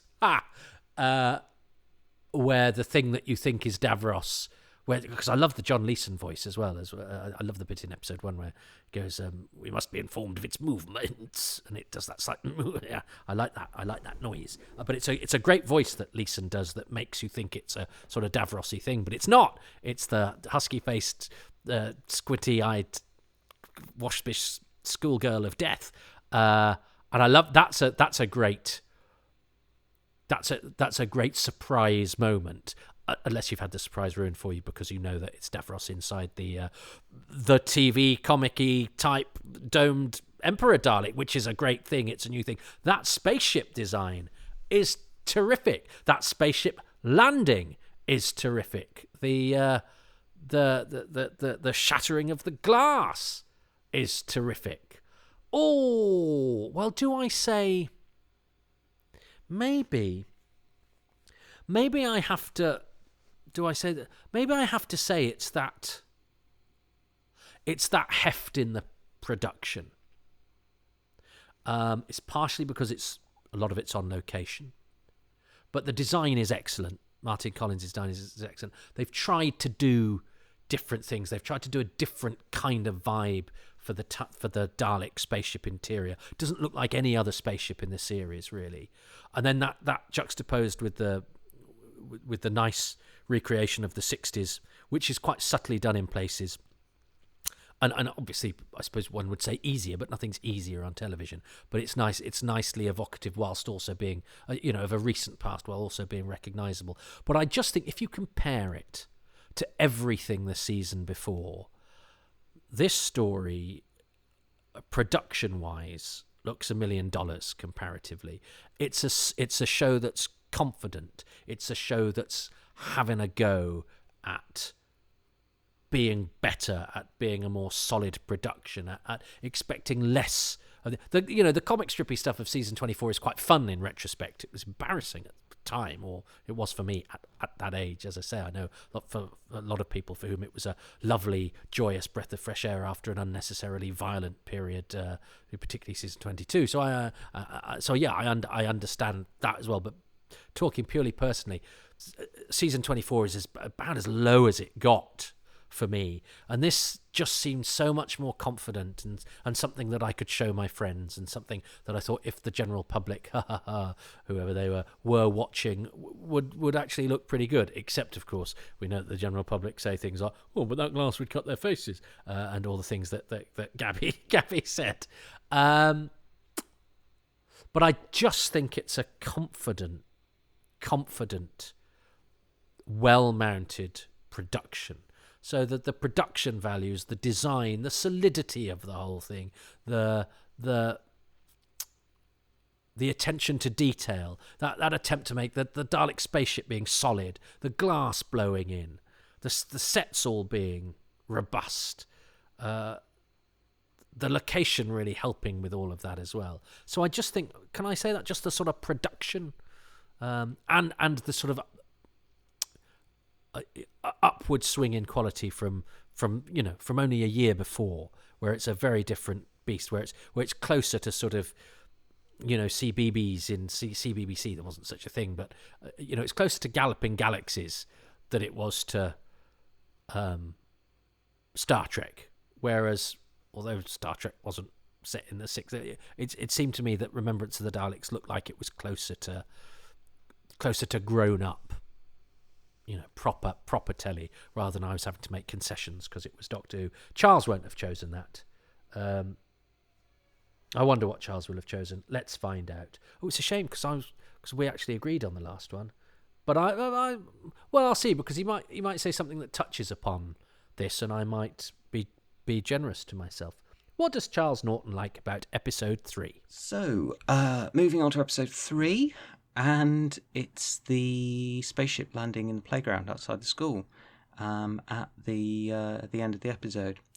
And reasons for liking it? Well, obviously it's a wonderful big dramatic moment in which a spaceship lands in the middle of a East London school. But really, again, I think it's actually the way in which the moment is staged and the decisions the production team took, the frankly bonkers decision the production team took to actually shoot it essentially for real.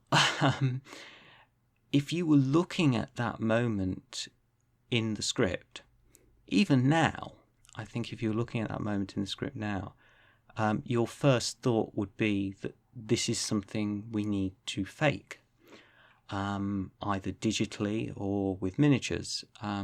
Obviously, we are not going to build a full-size spaceship and have it fly above a school and land in a school playground. That would be lunacy.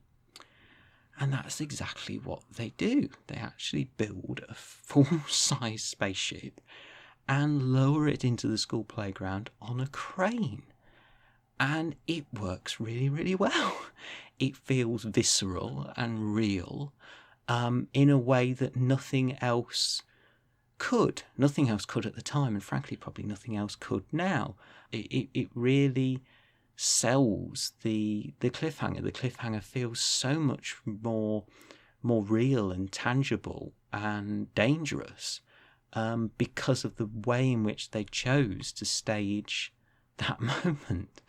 And it's something you get quite a lot of in this story. I mean, there's famously a moment in I think it's in episode 4 where they let off some pyrotechnic charges, I think at the gates of the scrapyard, and rather than use the minimum amount of explosive necessary to create a visual effect, they basically just built a massive bomb and let it off with such force that it vaporized the gate and ended up with the police being called. But it's it says a lot about their approach to this story, and it does feel, how can I put this? It makes the story feel a lot more relatable, a lot more grounded than a lot of 80s Doctor Who stories would. In fact, a lot of television science fiction would have done at the time. The decision to go that nuts and bolts, that basic and brutish with it, really does help a lot. Well, I'm having that. I think that we touched upon enough of the same things. What do you mean you don't agree? It's not up to you. Well, I mean, if you're keeping score, I don't want to get all Alec Guinness on you, but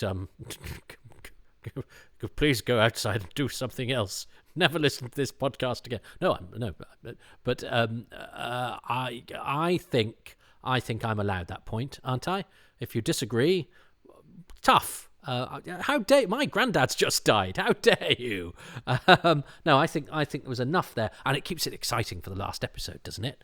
I think damn it, yes, I'm going to claim this one because I think we were pretty much enunciating the same things, even though I fixed on a more general aspect and he fixed on a particular one. But then I distilled it down to various things, including that Dalek spaceship, whereas he, fixated on the spaceship and then opened it out as it being an example of the things I was talking about. So I'm taking that point. I remember also, because I'm sure Mary Morris's Panna from Kinder's obituary was in The Guardian that week. I remember reading it at my nan's house, and I wonder if she died on the same day as my granddad. I think I'd got the impression at the time that she had. I remember, you get the little crumbs of comfort where you can. Well, at least he died on the same day as somebody that was in Doctor Who. And it was always funny because I'd always, whenever I got hold of a newspaper, because we only got the local paper at home, the Shropshire Star.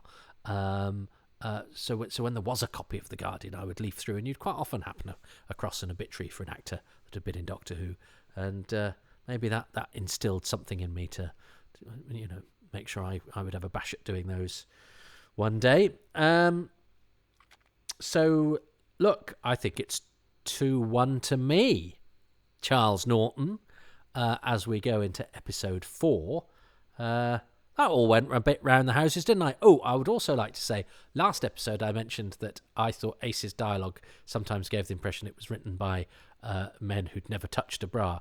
And I didn't mean by that men who'd never touched a bra because they don't particularly want to. There was no inference of that at all. It's more men who've never touched a bra who'd very much like to touch a bra, but because they don't understand how women work or speak, have not had the opportunity. That was what I was implying.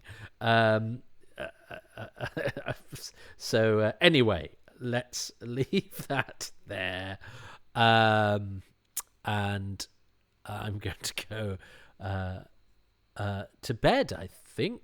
Am I? I don't know. You don't need to know what I get up to after the music has played. But I am going to end this one that has been all around the houses and quite a long way down memory lane. I hope that's been okay for you. Yeah, well, when I first watched this, it was a sad time in a sad place, but just goes to show how things can change if you, with the passage of time and a little bit of experience and a little bit of perspective. Hello there, everybody. It's time for the final episode of Remembrance of the Daleks for Happy Times and Places.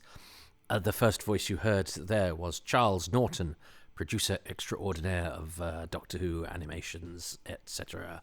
In fact, I was talking to Charles the day that I recorded this, just by coincidence. I always know when he calls me because my phone doesn't recognise his number. I think I mentioned that. So yeah, it's either him or somebody trying to sell me timeshares or whatever. But he was telling me about the Emitron cameras that were used by the BBC at Alexandra Palace, and telling me all sorts of stuff I didn't know about them, and indeed about the cameras that followed, and some of the Doctor Who's that they worked on, and some interesting camera facts. He's that kind of guy. He's the guy you go to for that stuff, which I never remember either, so I have to record it and write it down and refer to notes and stuff, because I think my head doesn't remember lots of stuff now, and I think it's always been primed to remember the stuff that really interests me, the stuff about the actors or the personnel or whatever. And I think my brain is resigned to the fact that when it hears certain things, it just goes, yeah, you won't remember this. You need to either make a note of this or, as I did with the conversation today, record it and refer to it later. But that's fine. I'm nearly 50, and there are a lot of things in my mental storehouse. I think I can accept that not everything's going to stick there these days. It is rather sad though, because it's one of the few talents I have is remembering things, and I'm not as good at remembering things as once I was. But that's life tapestry. Life's rich tapestry, isn't it? What happens is it eventually frays, and all the threads fall out, and you're just left with a holy gauze. Anyway, let's not continue with metaphors for my mental disintegration. Let us get to the last episode of this, which I have thoroughly enjoyed so far. I hope you have. It's a bit of a cliche that Remembrance of the Daleks is an enjoyable story, but for me it's been a journey, because I used to be very, very cross with it, partially because I was sort of cross with this era because it coincided with the age when I was a cross person, a cross young thing who wanted everything to be like it was in the days. To coin a phrase, I never got to see the old days, but I know it's not as good now as it used to be. But also the fact that this was obviously the most popular of the season, and I was a great fan, and still am, of Greatest Show in the Galaxy. So almost this was the one risk to Greatest Show, because nobody really liked Happiness Patrol or Silver Nemesis anyway at the time. So I needed to be cross with Remembrance of the Daleks, because that was the one that would steal votes some imaginary pole in my head from Greatest Show, which I adored, and as I say, I still do like. But that's a silly way to be. Or it's not. It was just my way to be. It was my way of negotiating through the territory of being a furious teenage Doctor Who fan. But I think, now it's older, isn't it? Is it older than An Unearthly Child? What are we in now? Is it? Oh, well, I'm not going to do the maths. It's around that, isn't it? It's older now. Yeah, it is. It's older now. Gosh, it's older now than An Unearthly Child was when this was on. And when this was on, Unearthly Child was in the dark, old days of fusty black and white. And it was paraded by, it was inhabited by ghosts, long dead people and all of that. Sorry, my phone is going crazy. That's my text message is the TARDIS noise. But now I think of Remembrance of the Daleks is new. It's and actually it is largely populated by the living, and the people in it are many still working and still going strong and hopefully with us for a long time yet to come. So, but anyway, they're not all still with us, and I'm sure during this commentary, some of my words will be a remembrance for those that are not. So, without further ado, let us press play on episode 4 of Remembrance of the Daleks in 3, 2, 1. Well, what a transformation. I genuinely think this is an excellent slice of Doctor Who, and I spent an awful lot of time getting cross with it on principle, I think, rather than... Well, I think there is something that one has to acknowledge, and I don't know if it's just me, because I see other people doing things and I judge them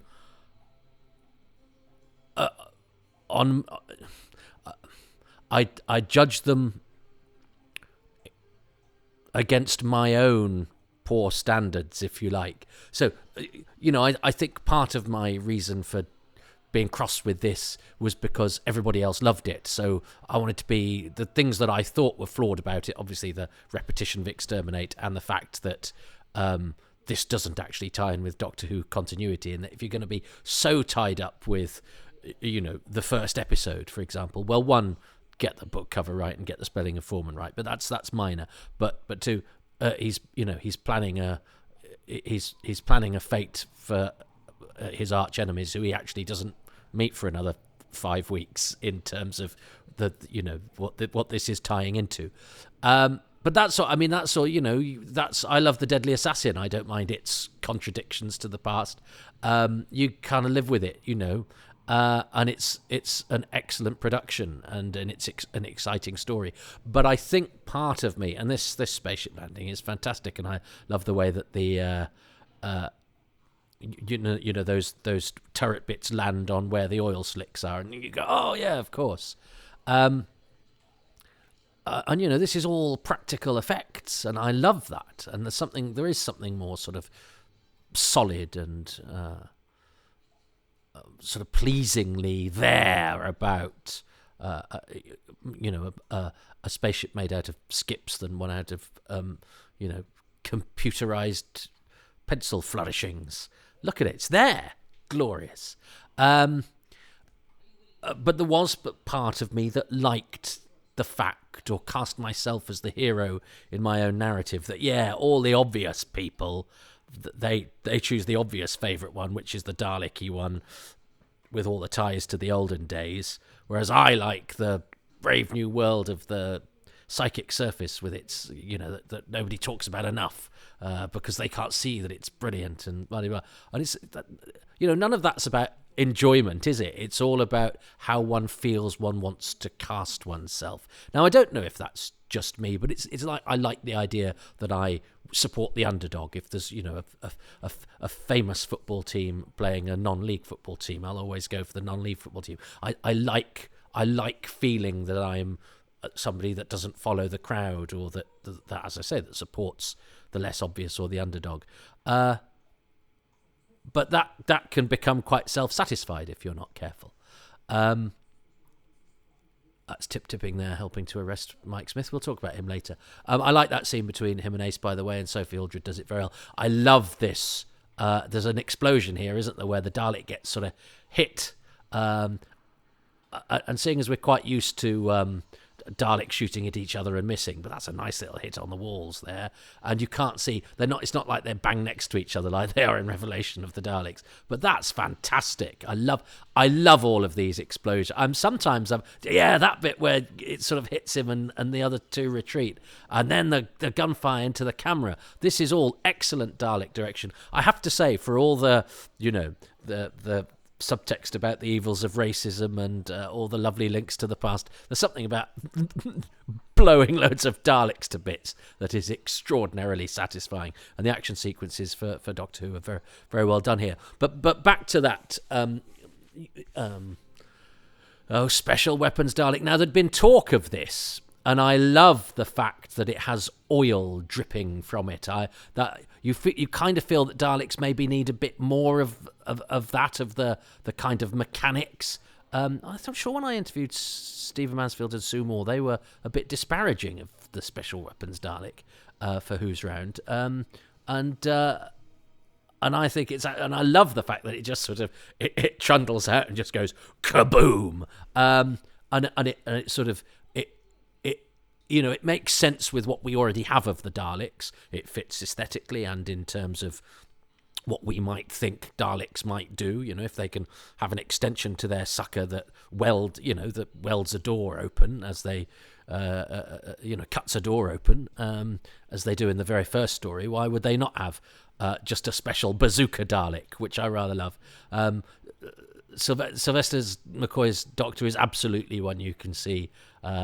It's not abseiling, but whatever that is, sliding down the wire to get into the Dalek ship. This is essence of Doctor Number 7, and he does it very well. That sort of, although I think it was a stunt double doing the actual thing, but it doesn't matter. It's his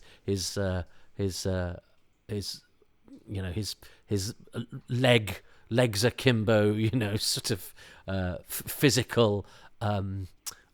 Sort of slightly comically physical scrambling about the place to get things done is beautifully Seventh Doctor, and that sort of madcap tumbling that he does is very Seventh Doctor. Tip-Tipping actually gets a line here, doesn't he? Come off it, Sarge, or something. Tip-Tipping sadly died in a stunt. Not too long after this, but he was obviously he was always a noticeable stuntman because he's called Tip-Tipping. I think he was really called Tim, but died on an episode of Dial 999 when his chute failed to open. But yeah, his stunts on this period of Doctor Who are excellent, and he was an ex-Royal Marine, I think. But yeah, I'd seen him do, and he's in Aliens. He's Trooper Crow in Aliens. I used to know all of the different troopers in Aliens, and because it takes a while, you have to watch it a few times to work out which one's who. But he does get a shot when they're waking up from cryosleep, and he gets killed by sort of being flung through the air and smacked against the wall. It's not the best, but yeah, he's one of the. He's not Wierzbowski. Sorry, I've got a whole thing about the troopers in Aliens. I don't know why. This is all fun. Well done, Alison, for jumping in. The light coming up there is nice. This piece of incidental music is very good. It's sort of like. There's an eerie quiet, and Mike's on the run. He's such a great screen presence, Dursley McKinnon. And of course, for those who've been sleeping for the past couple of years, parts of his life were, inspired the storytelling of Ollie Alexander's character in. It's a Sin, the Russell T Davies series. He did a Twix advert at around this time as well. And there's a film, is it Just Ask Diamond, that I think is directed by Mark Greenstreet. Or Mark Greenstreet's involved. that is dedicated to Dursley McClendon. I do quite like this little bit of business with Sylvester with the umbrella, which I don't like particularly, but the umbrella stuck in the door. It's sort of just quite a nice little bit of business. Yes. I was watching George Sewell in Tinker Tailor Soldier Spy the other day. The time controller has been deactivated. I'm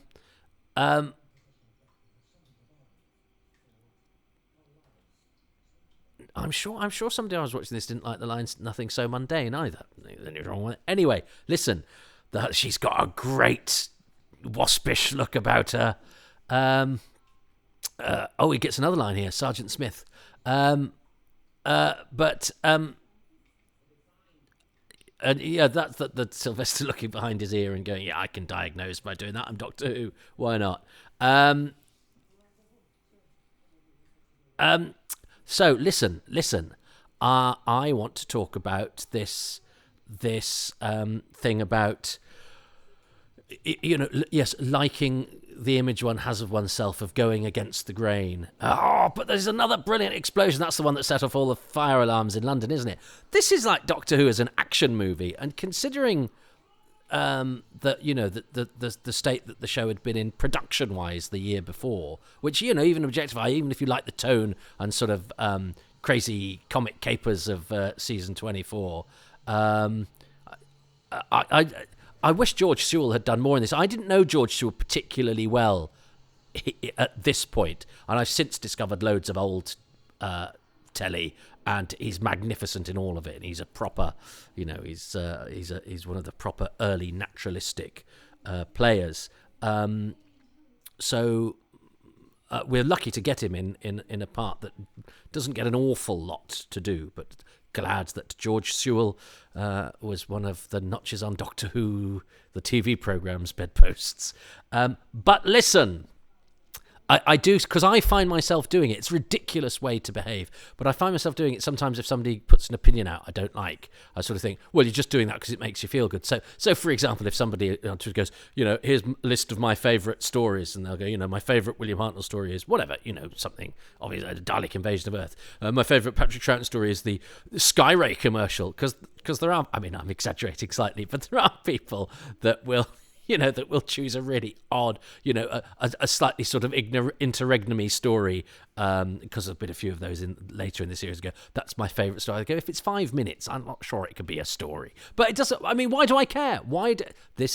But I do sort of go, I think you're just trying to get some attention there. What, somebody on the World Wide Web or on a forum, on Twitter, where it's all about getting attention for your own opinions. Somebody's trying to get attention, Toby. Yes, of course they are. And actually what they're doing is they're using a method that you used internally back in the day in order to make yourself feel good. So, physician, heal thyself. So there we go. But as I say, I was cross with this story, but it was partially because, that's interesting, there's no shadow there, whereas they did take the trouble to put shadow on it elsewhere. And I think I've got a feeling George Sewell dies with his eyes open, which I always think is slightly more disconcerting than your classic eyes closed death. So that's screen acting 101 there. If you want people to remember your death, you keep your eyes open. It's horrible. So well done, George. His final shot in Doctor Who is he goes out with a bang. These two have such a great rapport, and I don't, as I said, I don't really like the umbrella, but he doesn't half go for it. He's like, if I can use it to close a door, I will. Just use it to cup his balls. Anything. I don't know where that came from. And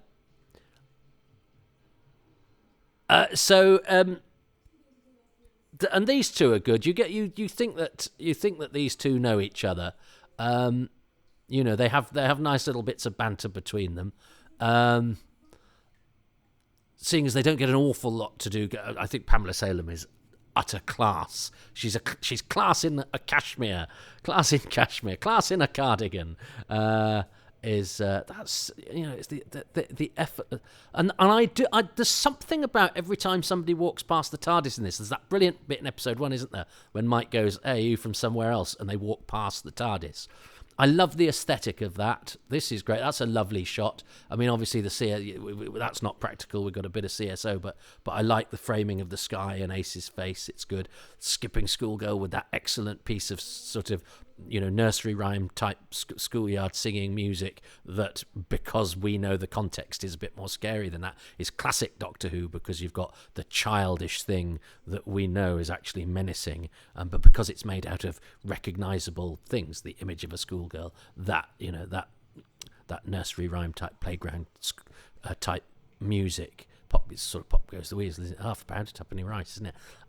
That's a great shot as well of the ship going into the into the, not the airlock, but into the opening of the spaceship. Andrew Morgan, take a bow, because this is a really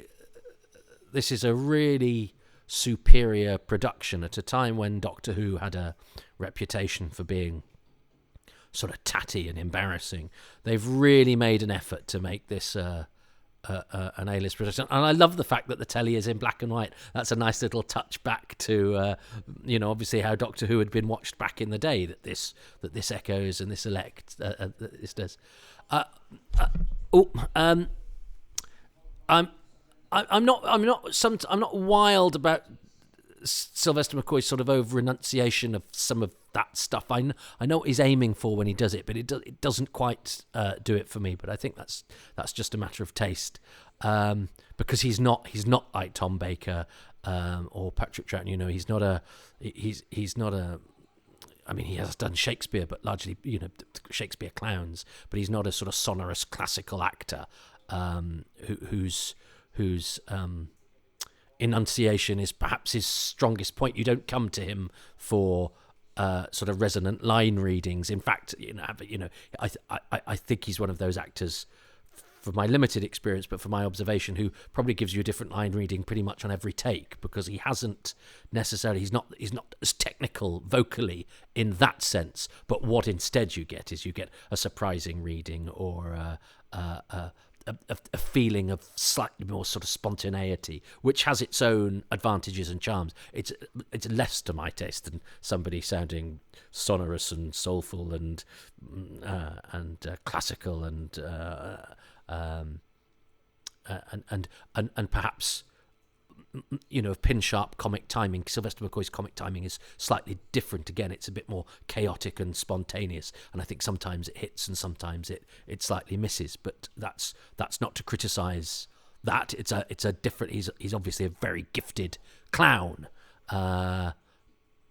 but yeah, it's a different. It's different styles of performing, isn't it? Terry Malloy as Davros, looking great. I love the misdirect of the Emperor Dalek. I mean, I think there was a feeling at the time, could we have a Dalek story without Davros? Because Davros coming back in Genesis had been in Destiny had been, oh my god, that's so amazing. Because Davros at that point had only been in one Doctor Who story. He'd been in Genesis, and that was set in the past, and he dies. So his role in that story was to explain the creation of the Daleks and then sort of vanish. But he's such a fantastic character. Unlimited rice pudding is great, lovely line. And Terry Malloy actually sets up with his sort of ranting. He gives something for Sylvester McCoy to purchase on, to then do his mockery of that, and it's great. It's a great confrontation between what Davros does and what he is, and the Doctor. And what's lovely again is that the Doctor is fighting fire with fire. He's ranting back at Davros, but actually, as he covers the mic and whispers to the other guys, he's getting a rise out of Davros. So he's actually using Davros's weaponry against himself, and it's lovely. It's a lovely contrast, and it's a lovely illustration of the Doctor using guile, where Davros uses his insane single-minded zealousness, zealotry. And Terry Malloy's excellent, and I love those black lips that are sort of that are glistening with viscous moisture. I mean, look, he's gonna get so angry in a minute he might open his eyes. Oh no, because he hasn't got any. Anyway, don't get me started on that.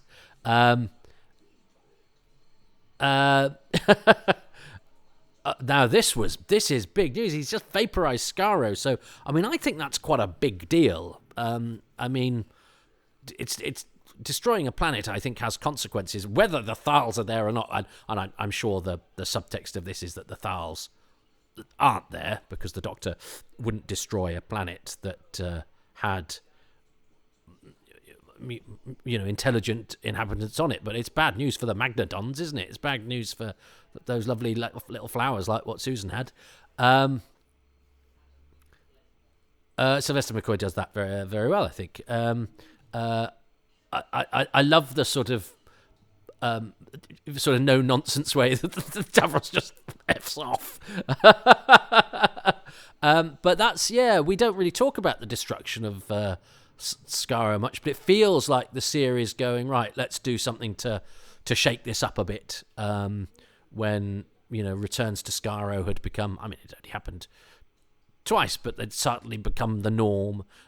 Davros coming into the show had become the norm, so actually they reserve him to episode 4. It's a show. I like the way Sylvester McCoy puts his hat on as well.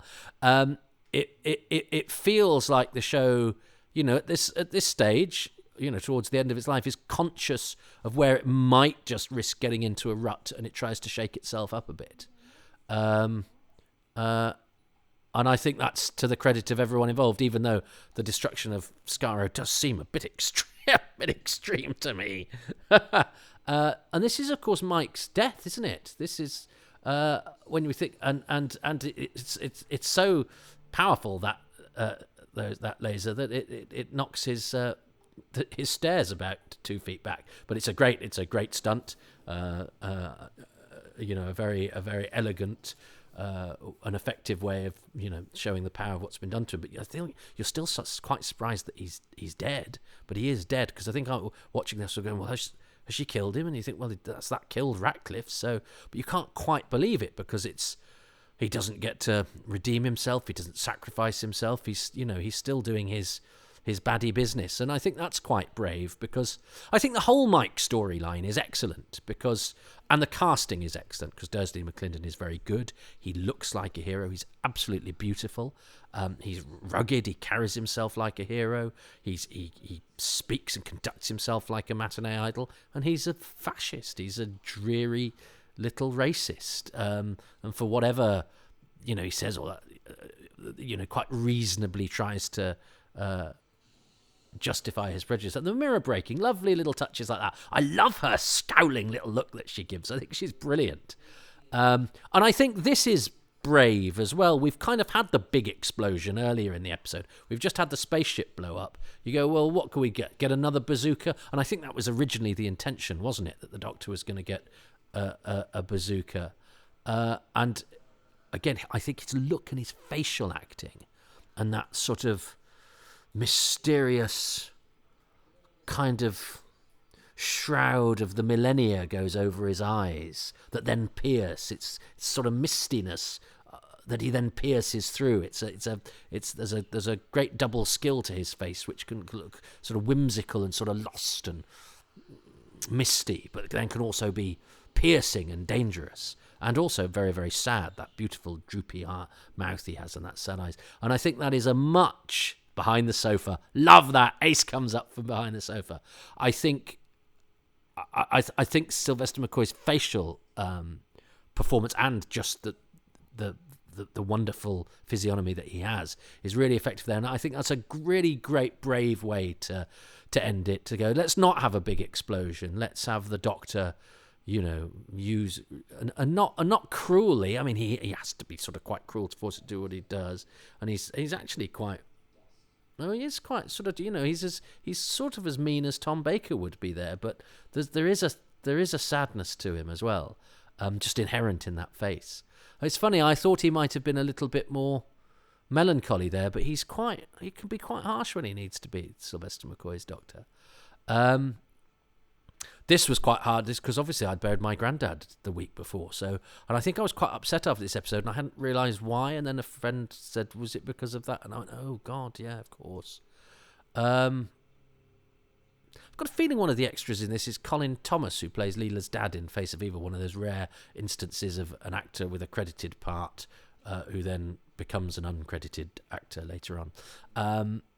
And I'm not talking about people like Pat Gorman who go back and forth. Anyway, it doesn't matter. Nobody cares.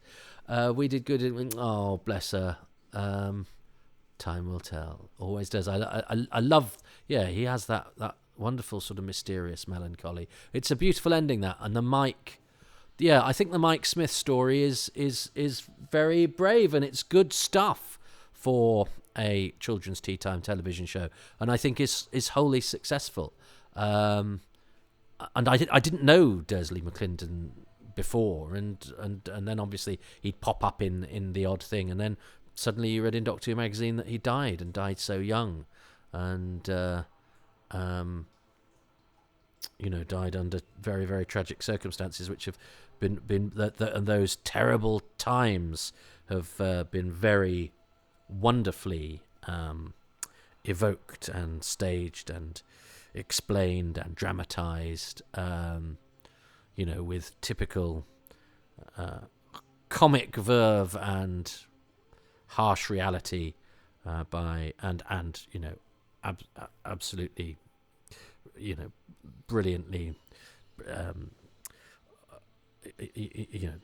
forensic, the psychoanalyzed, which is the key to good characterization by Russell T Davies in It's a Sin.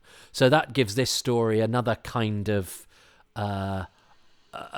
aspect all of its own, that it will now forever be linked with that Russell T Davies drama that came later. But I know it without that, and I know Dursley McClendon without that, and I think sometimes we don't want to lose him because he's the guy that established that story. I think in that series, because he wasn't the Ollie Alexander character, I'm sure they picked and chose bits that they wanted to tell that story, and it's lovely that he's inspired such a thoughtful and human piece that has made us examine those times, which definitely, those attitudes, we have to be just so aware of how terrible some of the attitudes around that condition and around that time of very recent and lived history were, lest we pat ourselves on the back that we've been terribly civilized for a very long time, and how sad. I mean, he was a terrific young actor, and is now died far too young. But I think that's a great, his casting and his presence as that, and deciding to tell, because I think sometimes it's all too easy to portray extreme politics as the weapon of the despot and of the cruel and of the obviously unkind. But unfortunately, the problem with all extreme politics is that very nice, decent people believe it or are persuaded by it. No bad things that happen through history were all done by, jackbooted sadists, because fortunately, and one has to think this, that there aren't enough of those in the world at any one time for them to reach critical mass. However, what they can do is they can persuade anybody else. I was going to say ordinary people, but that takes me out of the equation. No, they can persuade us, you, me, everybody, with a honeyed word here or a piece of propaganda there, that the cause of the world's problem is somebody else, and not somebody in a castle or in an office building, or untouchable and on high, making decisions that affect the rest of us, but the person next door to you, or those people in the next town who look different, or whatever, or those people particularly those that look different. And that's why it's so clever having the Daleks being interracial purity as well, because essentially it says, that thing that is a bit like you but not quite like you, and there's nothing worse. And Doctor Who does this very well. The thing that's like a crack in the wall, the thing that's like a gas mask, the thing that's a sort of parody of what we know and recognise is actually more scary sometimes than just a big monster out of nowhere. So then that's where prejudice comes from. People that seem like us but slightly different, so they don't talk quite the same way, or they don't quite look the same way, or they have religious customs that aren't the same as ours. That seems even more wrong because they're a bit like us, And I think that's a natural instinct that has to be curbed by intellect and by decency. I think it's probably because you see it in the animal kingdom, don't you? It's what Nigel Neal does brilliantly. Quatermass in the Pit. He equates racial superiority with the cleansing of the hives in the insect world, where mutations in order to preserve the perfect genetics or whatever of the hive are rooted out. Well, the Nazis saw anything away from the Aryan pattern as a sort of genetic mutation. So wipe that out, and then you have the purity distilled of that creates the Aryan perfection, and short men with little moustaches. But do you know what I mean? That's the ethos behind it, of going, well, we must go for that ideal of purity, and that is because as human beings, because back in the day we had to be very tribal. You would, as an instinct, want to cast out or want to reject things that didn't look like your tribe. Now, we don't do that anymore. We shouldn't do that because we've learned and we've evolved, and we don't. And those things aren't needed. But back hundreds of million, when everybody was in individual villages or whatever, and the society was not the society we have now, there may have been a sort of drive, an evolutionary need to do that, to keep your tribe small and compact and safe and all like you and blah blah blah blah. But we have moved on centuries and centuries later, and if we have those instincts, they are dangerous primal instincts that we must, in the same way that you might want to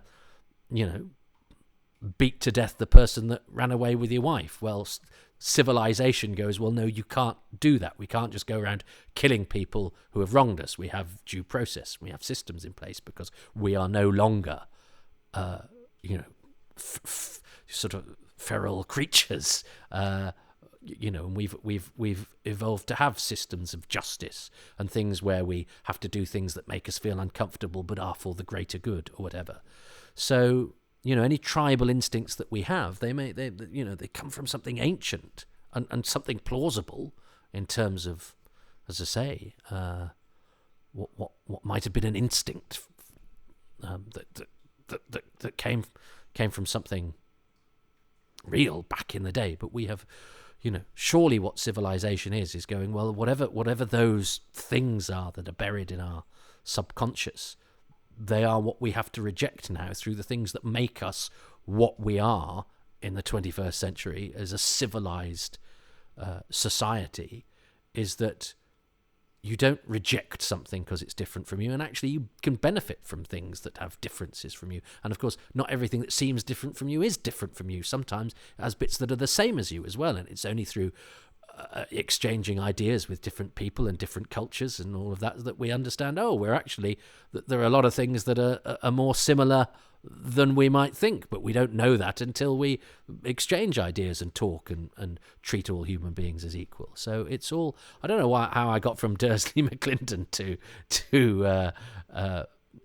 the triumph of civilization and intellect, but it's because he's playing somebody. He's playing an everyman who in so many ways seemed lovely and heroic and nice, but who'd fallen prey to a base instinct.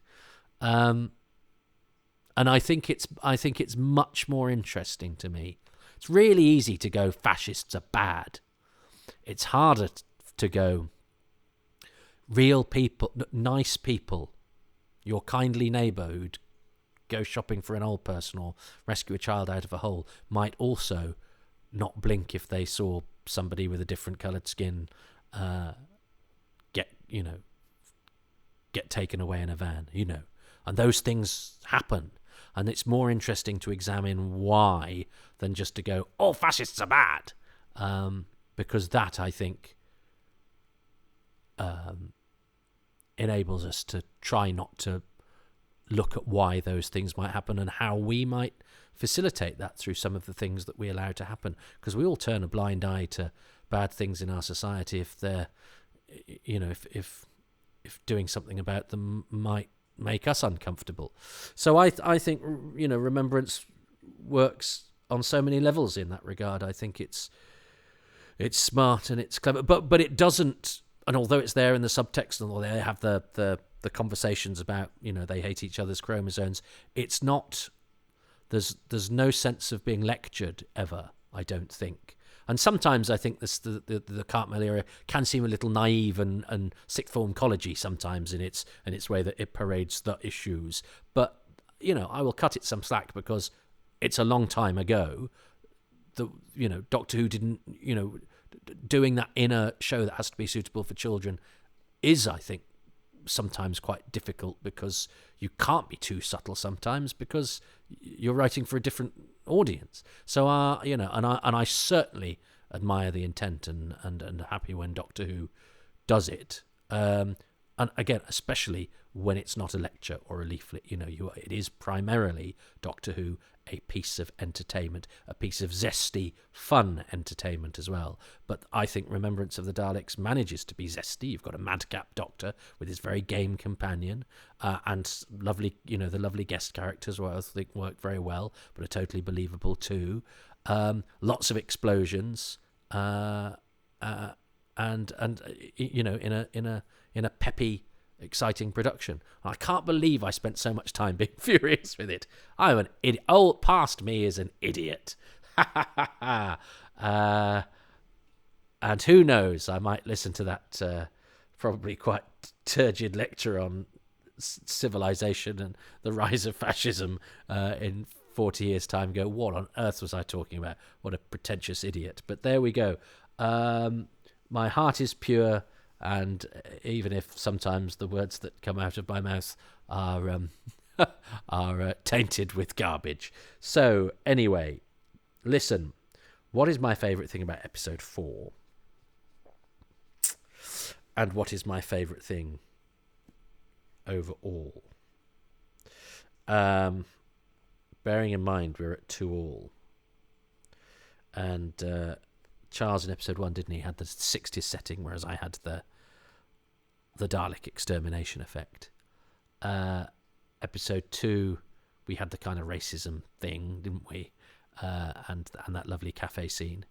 Episode 3, we had the sort of solidity of the production, didn't we? And he specified particularly the landing of the Dalek spaceship. I actually this is terrible. I actually might go for all the explosions. Because I have to say, Doctor Who does talk very well. It does philosophical ideas very well. It does character very well.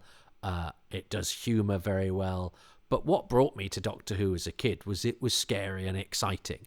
And it couldn't always do action as well. Now, I know there was action by Havoc in the 70s. That sort of predates me. And a lot of the action for me was people sort of lumbering slowly down corridors with the odd very exciting laser beam painted on afterwards. So to have sort of street battles with explosions, and I love the way that Andrew Cartmel sort of cuts so that an explosion just happens as he changes camera angle and the Dalek bats backwards. It's a great use of Dalek props because it makes you think, I saw that one moving literally a second ago. So it's like things are being sort of smashed as they're retreating. I love that shot of when they're retreating and that one gets sort of hit. And it's obviously it's a dummy one, but it wasn't a dummy in the previous shot because it was the front Dalek that was mobile. And I think all of that stuff is really, really clever. That blowing up of the gates, and that's given us the lovely story of them setting off the alarms. I'm sorry, Doctor Who is intelligent, it's smart, it's witty, it's a cut above most action adventure because it has a heart and a soul and a great sense of humour. But very, very rarely does it have loads of really brilliant exploding bits in. And Remembrance of Daleks has a lot of really good, brilliant exploding bits in. So I think for me, I'm going to go for all the explosions as my favourite bit of episode 4. And for episode for my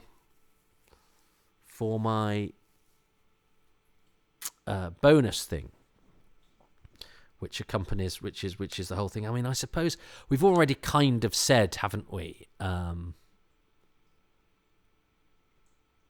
Andrew Morgan, in terms of the solidity of the production, it sort of touches with the explosions there as well. I think what I might go for. Well, do I either go for the fact that it ties in with the first Doctor? It is 25th. I think I'm just going to say, and I'm sure Charles won't choose this, but the renaissance that it marks. Season 24, I mean, I like watching season 24 now. It's cheeky, it's sometimes bonkers, but it's trying to do something different. It's an attempt to replace some of the limitations that Doctor Who is under with a sort of comic book zany sensibility. But unfortunately, I think that sometimes with season 24 means that it looks a bit more like, comes across a bit more like Galloping Galaxies than it does 2001, or even Judge Dredd, if we're going for the comic book thing. And it was tough being a Doctor Who fan off the back of seasons 23 and 24, which were really hard as a Doctor Who fan to hold your head up high as you went into school. Now, I still had problems with Doctor Who in the later 2 seasons, but a lot of those were problems of my own manufacturing and my own determination to find life difficult and to make the things I love cause me distress. I hope, but now that I'm 49, I've got over that a little bit, and I do see. I sometimes find myself doing it, but I do see it in other people, and it's instructive. But nonetheless, watching that first episode, and there's a lovely trailer that I still have on a VHS somewhere for that first episode when he's going, "It's me, the Doctor," and all of that, and it did feel like the show had really suddenly come together and got better. And I think, is it NME or something? The Discontinuity Guide quotes, is it NME saying it was one of the reasons to be alive that year? It did feel like, even if it was only certain corners of the media, Doctor Who's always had scorn poured on it, and that's always been a cause of great fury and embarrassment for me.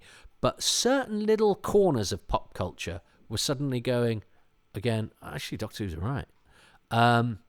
And I certainly felt I could go, I talked about last week about, having a relative who, even in a really brilliant episode finds a line about putting your backs into it. There are always people who are going to just sit and look and go, well, there's a reason that's crap. And I think what I've ultimately learned over the years is to go, well, they're going to do that anyway. So there's no point getting annoyed with them. That's their loss. They're not winning. I wouldn't want to be that cynical or that dismissive when actually I can see so many positives in the hard work and endeavour and creativity and artistry that goes into these things. And I don't want to be that person, and I'm fine with that. And that's fine. If they want to be like that, that's fine. That's how they get through their life, and that's fine. It doesn't ultimately do any harm, and it doesn't matter. Don't sweat it. You've got to engage in the world in the way that you want to, and I want to engage in the world where I can mine creative endeavour and artistic expression and storytelling on the terms of the people telling the story, and trying to embrace that. And sometimes I think people are expressing ideas badly or wrongly, or have read the world wrong, and if they do it ham-fistedly, I'll sort of go, oh well, I'm not going with that. I see where you're going for. I'm not going with that. But the purpose of Remembrance of the Daleks is to put on a really enjoyable, peppy action adventure that's got a subtext if you want it to be there, that's intelligently wrought, and also crucially for that time, the production is so far ahead of if you think about Dragonfire and Paradise Towers and Time and the Rani and Delta. I mean, Time and the Rani has my all-time favourite naff bit of Doctor Who, which is that, in the quarry, that concrete piping that they've turned into space piping by sticking a bit of tinsel around it. Whereas I think even today, the production of Remembrance of the Daleks is superb. Just the way the colours of it, the way that it looks, but the design, Martin Collins' design. Andrew Morgan, who directed Time and the Rani. And actually, a lot of his camera work and stuff is very good. But, it has, a naff shambling monster and, it can't escape a lot of its inherent problems. And some of the staging, actually, some of the studio work isn't great. But it's a different, Remembrance of the Daleks comes in and it's bold and it's confident and it celebrates the past. It's got nods to the past, which are rather lovely, even if you have to get over the fact that the book cover's wrong and the spelling of Foreman is wrong. None of that actually gets in the way of the story. The story doesn't eat itself up in its own self-satisfaction or continuity. The continuity is there and it's enjoyable, but it doesn't get in the way of the story. I love and now it's time for the new program. Because you could do that whatever you want. It's fun and it's there and it's gone. Beautiful. Don't tie yourself up in knots about it. Just enjoy it. It's a nice little bit of texture that says this is a show that's 25 years old this year, and it comes from somewhere. But at the same time, it's going, this is bold and this is new, and we don't, let's not have Davros until right to the end. Let's mix up what we do with the Daleks. They're actually at civil war with each other because they're because of the whole racial purity thing that is their driving force, but actually becomes their undoing, which is a fascinating idea, which is a great use of the core metaphor that the Daleks are, that the Daleks are Nazis. Okay, well, what's one of the many problems with the whole racial purity thing? Well, if you're a race that's had to, pick from elsewhere in order to survive, that's going to scupper your own ideology, and pop will eat itself, kind of thing. Fascism will exterminate itself, and that was always Davros's problem. He created a thing that wanted, that survival of its own kind in its own image was absolutely of paramount importance, which pushes him out of the picture, which is brilliant. You've created a monster not quite in your own image, and so will therefore be destroyed by it, which is all very, very clever stuff. I love all of that. But this is the story directly after Dragonfire. This is 2 stories after Paradise Towers, 3 stories after Time and the Rani, and it looks like a different show. It's got the confidence of a different show. I think there is confidence in season 24 of, as I say, boldly trying to be that sort of comic strippy thing, and I sort of admire that, but much more in retrospect, to be perfectly honest. And now much more than I can intellectualize it, and now much more that it's part of a big mosaic where the future of the show isn't balancing on the precipice of whether that works or not. This feels like, it's unapologetic. It's moving forward. Looking back a little bit with a cheeky smile, but it's moving forward, and it's confident, and it's fresh, and its 2 leads fit it like a. In fact, its 2 leads are a sort of antidote and a tonic there to the more traditional action adventure stuff. Having these sort of slightly zany leads works much better, because in fact it's almost like Sylvester McCoy is too much like the stories in season 24. They're as sort of strange and chaotic as the Doctor, whereas this Doctor sort of flitting through this as the sort of chaotic, whimsical clown amidst a recognisable backdrop of 60s England and solid sets and straight performances. Just seems. It seems what the Doctor should be doing, coming in and shaking it up, and I really like their energy. Even though, as I say, I sometimes think Sylvester McCoy's vocal performance doesn't quite do it for me, but that's okay, because what you get instead is all of the other stuff that he has that comes from the fact that he's not, he's a slightly more chaotic performer. So it's all good. It's all good. And him and Sophie Aldred have obviously, it's only their second story. They've got such a great rapport. And she's an attempt to do something different with the companion character as well. So I think it's the fact that it's a renaissance of the Daleks. It's not a renaissance of the Daleks. It's a renaissance of Doctor Who. The fact that, 2 years before its unkind cessation, the show was going, we're working hard to reinvent ourselves and be fresh and confident and exciting, and it is a real upsurging quality. So yeah, so part 4, my favourite thing is explosions, and part 5 is that long, probably slightly nebulous idea of renaissance. Charles will now, no doubt, say 2 things that I'll think, oh God, yeah, that's so obvious. I should have said that. But that's the nature of this. This is unrehearsed. I don't think about the episodes before I go in. As requested, here are 5 things. Sorry, I started Charles's thing right from the beginning, so I just have to find the point where he talks about episode 4. What are Charles's favourite things about episode 4 and as a whole? So, 4th thing number 4, and I'm actually going to cheat, if that's okay. I'm going to cheat because I'm going to pick something that is in the original script for episode 4. He's going to choose, which I didn't talk about. And actually, when I was in the shower last night, I was thinking, I must talk about that bit. I say I don't really think about it. I did think about this bit, and I didn't do it, where it's the scene where the Doctor says, I am more than just another Time Lord, which I think is quite nice because it's just a line, and it just adds a little mystery. It doesn't give anything away, and it's absolutely how to re-inject the mystery into the Doctor, because it's quite nebulous. But it just goes, we know Time Lords, we know blah, blah, blah, blah, we know.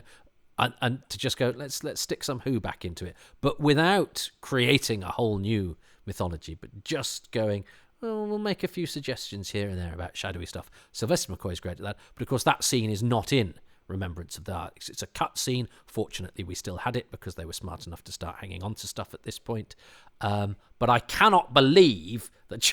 I didn't talk about it. I probably did some stuttering social consciousness stuff, or we got stuck in a mixed metaphor that put me up a gum tree without a paddle. But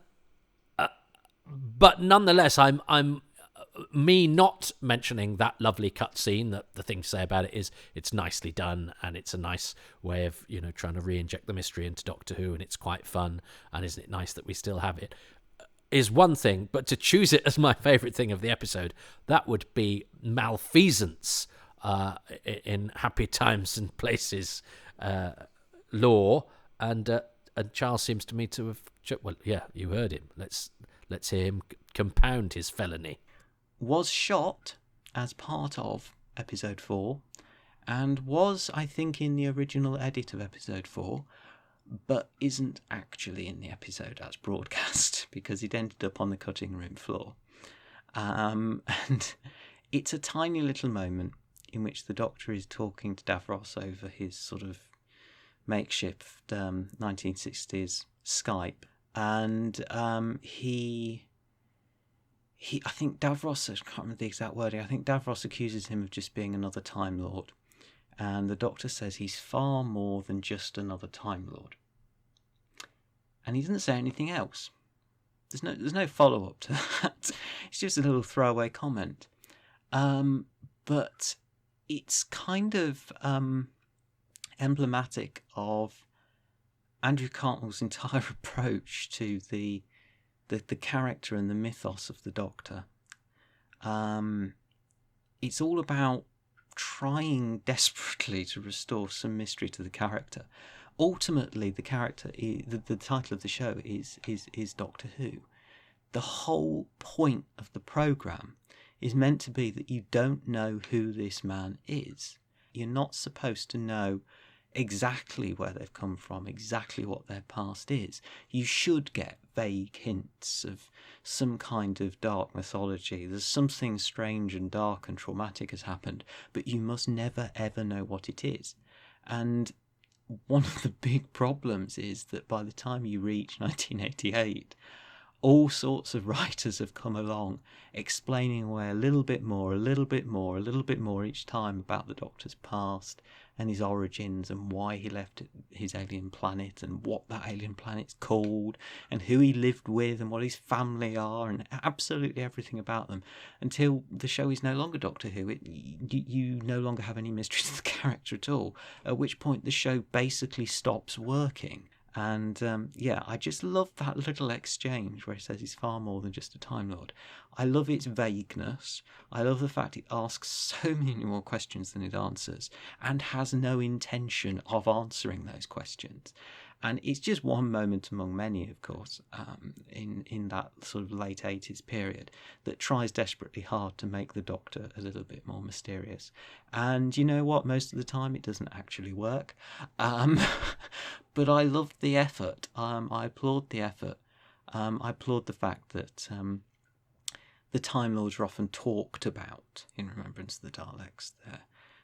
There's all sorts of little mentions of their mythology and their background, but you never see them. There's no actual visual evidence of what they look like or what they sound like or realistically what Gallifrey is about on any meaningful level. It's all just sort of shadows and shapes. And you get the sense that the Doctor somehow belongs in those shadows and you're not quite sure how. It could be said that maybe certain of the Cartmel era stories get a tiny bit bogged down in that, and I think Remembrance of the Daleks does at times as well. Ultimately, I don't really care what the Hand of Omega is, and I don't really want to hear about it in too much detail, to be honest. But you have to applaud the intent behind it, the intent to establish the Doctor as this sort of unknowable mystery, and then just get on with telling a good story. Not allowing the story of the Doctor, not allowing the Doctor's origins to sort of become the story. I think Remembrance of the Daleks is a lot more successful with balancing that than many of the stories are. And it's one of the things I love about it. And it's all sort of distilled in that little throwaway line when he says he's far more than just a Time Lord. And I really like that moment. I think it's a shame they cut it. But the thing I like about it most is the fact that it's not followed up in any way whatsoever.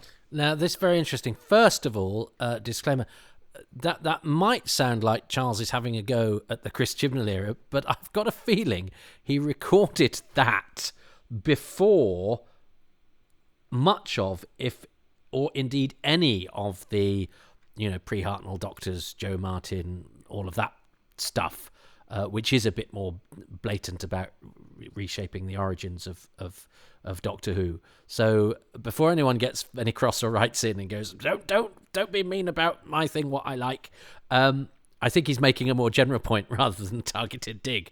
And in fact, I'm not sure he even I don't want to. Anyway, so I think it's more of a general point, and I definitely concur with that point.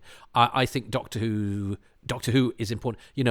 I think one of the most important decisions made in the genesis of Doctor Who was to change Susan's line, I was born in the 49th century, to I was born in another time, another place. Both do the same job. The one that they went with makes it more mysterious and unknowable, and but also something that you kind of know isn't really important to find out, because once you find it out, where do you go? Once you find out there. Now, the Time Lords were added to add a bit of mythology to the show, and of course they have the advantage for me is that it happened before I was born, so it was already part of the show's makeup, so it wasn't spoiling anything, it wasn't ruining the magic of Doctor Who. But within that, and you could say that destroyed that a lot of that mystery of the Doctor Who. But I think I don't want to know too much about the Doctor's childhood.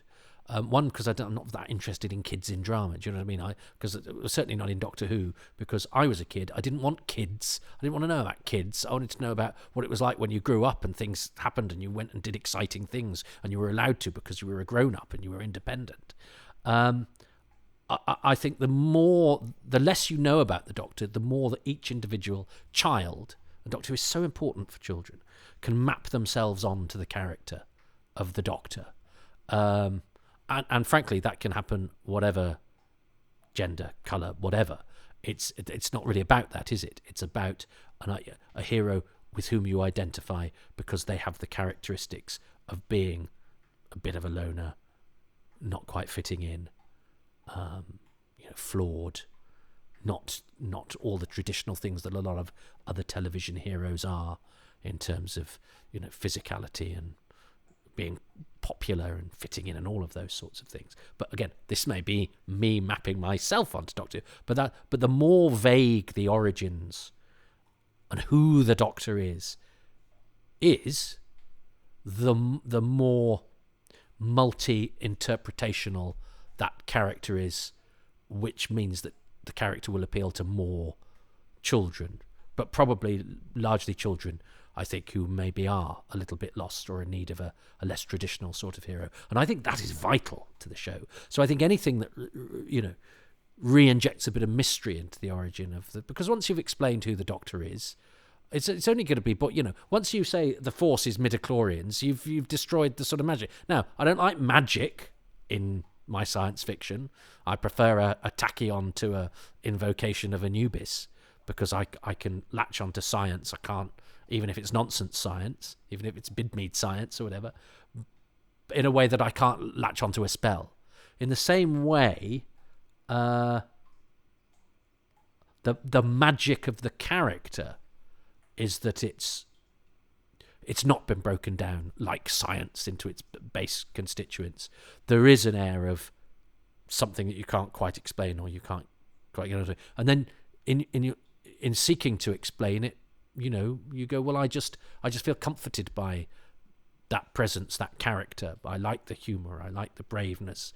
It's a character that I would feel that I would want to be under those circumstances. Funny in the face of danger, not scared. Or if I'm scared, brave anyway.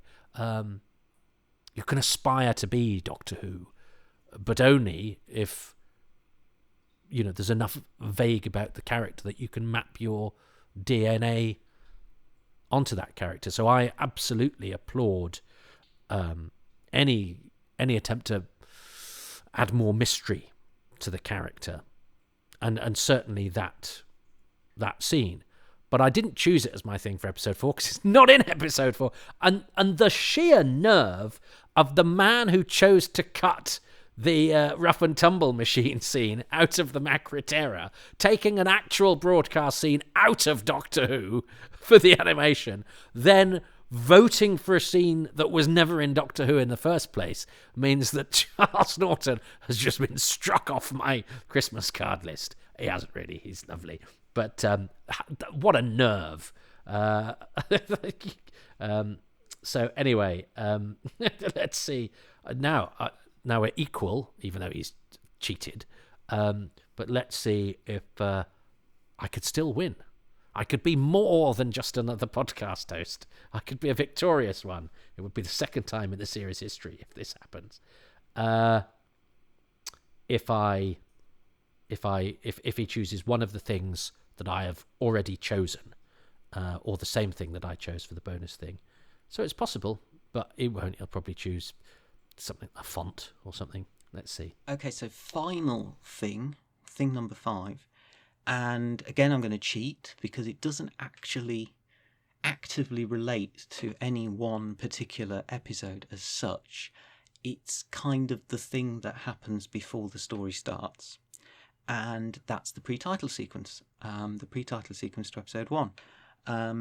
Doctor Who didn't really do pre-title sequences very much in the 1980s. There was one before this, right at the start of the decade. Castrovalva had a pre-title sequence. And Remembrance of the Daleks has one in 1988. I think that is basically it. I don't think there are any others. But they're always so effective. It's such a wonderful way of opening the story. The Americans call them the cold open, don't they? It's just a really effective way of starting a story. It gives you the opportunity to set the scene and use it as a hook to sort of pull people in. And I can think of few Doctor Who stories in general that do it as well as Remembrance of the Daleks. The pre-title sequence is just a single shot All which basically happens is the camera pulls back, and then the episode starts. You start on this shot of the planet Earth, the camera pulls back to this spaceship, and then the titles start, and that's all. Visually, that's all that really happens. But it's also all that needs to happen. And the amount of information that they actually get in to that little camera move is really very skillful. It tells you, due to the radio messages you can hear, it tells you that this story is going to be set in the early 60s. It tells you it's set in a world that's somewhat in flux. It brings with it all sorts of sense of sort of foreboding and dread. And then you see this spaceship, and you know that this little planet in the year 1963 is in danger from this great big spaceship that's going to come and do something horrible. And it establishes all of that in just a few seconds, and it does it really, really well. And it's a really effective and well thought out pre-title sequence. Not over busy, but just sort of does what it needs to do. And I wish they'd done more of them. I wish there were more pre-title sequences in Doctor Who. I wish they were like shows like the Professionals and the New Avengers that sort of capitalise on the pre-title sequences in the late 70s.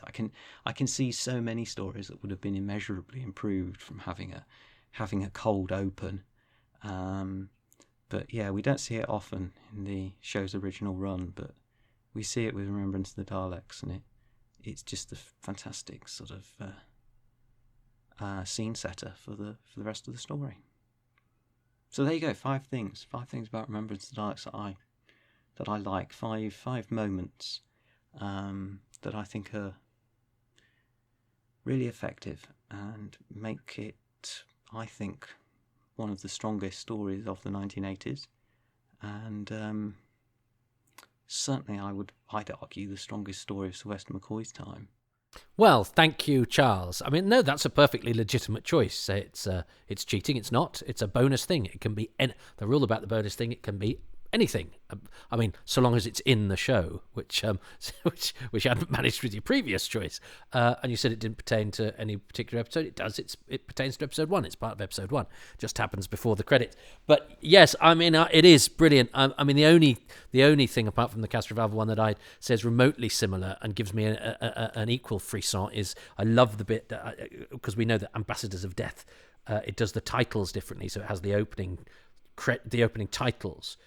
But then it has the cliffhanger reprise and then the story title, which is glorious. But of course, for episode 1, there's no cliffhanger to reprise. So instead, it has effectively its own pre-titles. And with that, Ralph Cornish talking to Van Leyden, and he goes, "Something took off from Mars." And it goes, then the title screaming. And that's the only other real equivalent of a cold open, isn't there, in Classic Who? And I love that as well. But I really do like the one for Remembrance of the Daleks, because as you say, it's done with economy. It's very, very simple, but it's hugely atmospheric. It's well rendered as well. It's a good special effects shot, but the use of the clips makes it gives it a sense of occasion. It's quite atmospheric. There's something about hearing archive clips, but it's also slightly educational as well. And I always think of the way that JFK says the air instead of air. We all breathe the same air. And they were going to have Bob Dylan as well, weren't they? They were going to have a piece of Bob Dylan music on as well, and they ended up not doing it. But it has Charles de Gaulle, doesn't it? And it has Martin Luther King. And that's brilliant because it feels so special that you've got these classic moments of historical audio, this historical audio, which is the actual people, which makes which gives it a bit of sort of genuine heft, really, because you've got the actual people. I'm sure. I bet on IMDb they spoilt it now by putting JFK in the cast, putting archive footage. Why? I hate that. But it's the fact that it's the actual people, which then evokes the time. It gives it a sense of scale. It gives it a sense of the momentousness of history as we understand it, because when those words were being said, who knew that they would resonate so far forward? But of course they did, and they turned out to be hugely important. I mean, resonant at the time, no doubt, but they've stood the test of time. They now stand as sort of totems of, seismic events of that period of history. And Doctor Who started in that period of history, so it ties it all together. So it's a momentous piece of Doctor Who because it's also looking back to the first, it's 25 years of Doctor Who, looking back to the start of Doctor Who, but it's also placing it in that historical context. And it's doing this within a sequence that's less than 30 seconds, and it's a space eye view of Earth, and we know how much we love those. The new series does them. To start seasons, to start the whole of the new series, and the shot of the spaceship. I'm sad that the titles don't kick in until after it looks like the shots run out and it sort of pauses. You could say it's a freeze frame, but it does just look like the effects have run out. But it's really economical, and anything that is done with economy, I think the best and the most beautiful aspects of clever storytelling are economy, and I say that as somebody who I know speaks too much, says too much, uses 3,000 words where 3 will do, and that's why I really, really admire when anybody does storytelling that is so effective and emotional and informative and does it in an economical way. I admire that. I think it's hugely to the credit of the people that do it, that trust the audience and trust themselves to give just enough to give you everything you need and to provide atmosphere and drama and a cold opening that leads into an explosion of wow, we're going to have a great adventure. And the adventure lives up to the promise. But it's a great opening. It's a great, great moment. And of course, now the cold opening, the pre-titles, is part of what Doctor Who, it's part of what Doctor Who does so well. We've sort of exchanged the cliffhangers, really, of the multi-part adventures for the pre-titles, and having thought that the cliffhangers, which are so important, such an important part of Doctor Who, would be a great loss to it, actually have metamorphosed into something different, and there are any number of cold openings which from scratch create anticipation and edge of the seat and oh my god moments before the adventure has even began. And they take their lead from in Doctor Who terms from that one. I'm not saying they're directly inspired. Russell T Davies doesn't need to be inspired by a moment from a 1988 Doctor Who story, but in terms of chain of events and patterns, whether they exist or not. The pre-titles in modern Doctor Who are doing the same job that one does in Remembrance of the Daleks, and it all adds to the great number of things that makes it an excellent story. I'm so glad I learned to stop worrying and love the Hand of Omega. I've really enjoyed that. And I'm so used to being much more excited about stuff that happened before I was born, just for various reasons that I've probably gone into many times. That this process where I'm getting to look at the stuff that was new to me and worrisome to me because I lived with the fear of Doctor Who being cancelled, where I can now just enjoy it for what it is. For not what it threatened to be, or for what it might not be, or for what other people might think it was, and to look at it as a piece of history itself, now further away now than An Unearthly Child was when I was watching this when it went out. I'm so lucky to have seen that stuff go out first time. I'm actually lucky to have the chance to revisit it with the thoughtful, intelligent stimulation of friends who can throw in context and observations that make me think and reassess and reframe, but also to share it with you listeners without whom this would just be I'd just be throwing stones at the moon. It's nice to feel that there are people out there listening to this and hopefully enjoying it, and that maybe what I say might make you look at the story again in a different way, or reframe it, or just enjoy the communal experience of watching a show and knowing that there's somebody else that shares your thoughts or has different thoughts to you, but that you can either agree with or disagree with. But it makes it all part of a great big tapestry. I'm actually feel lucky that I'm able to look back on this stuff from the safety of as I record this, Doctor Who being, still present. It looks like it's got a very exciting future.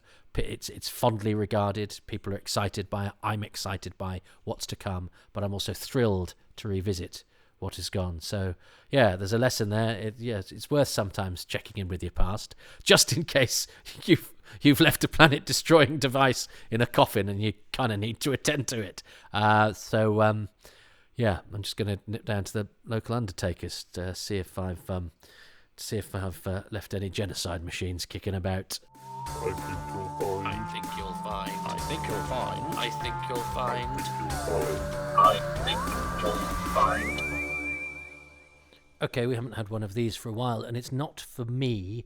It's just been pointed out to me that Charles suggests that there's no pre-credit sequence other than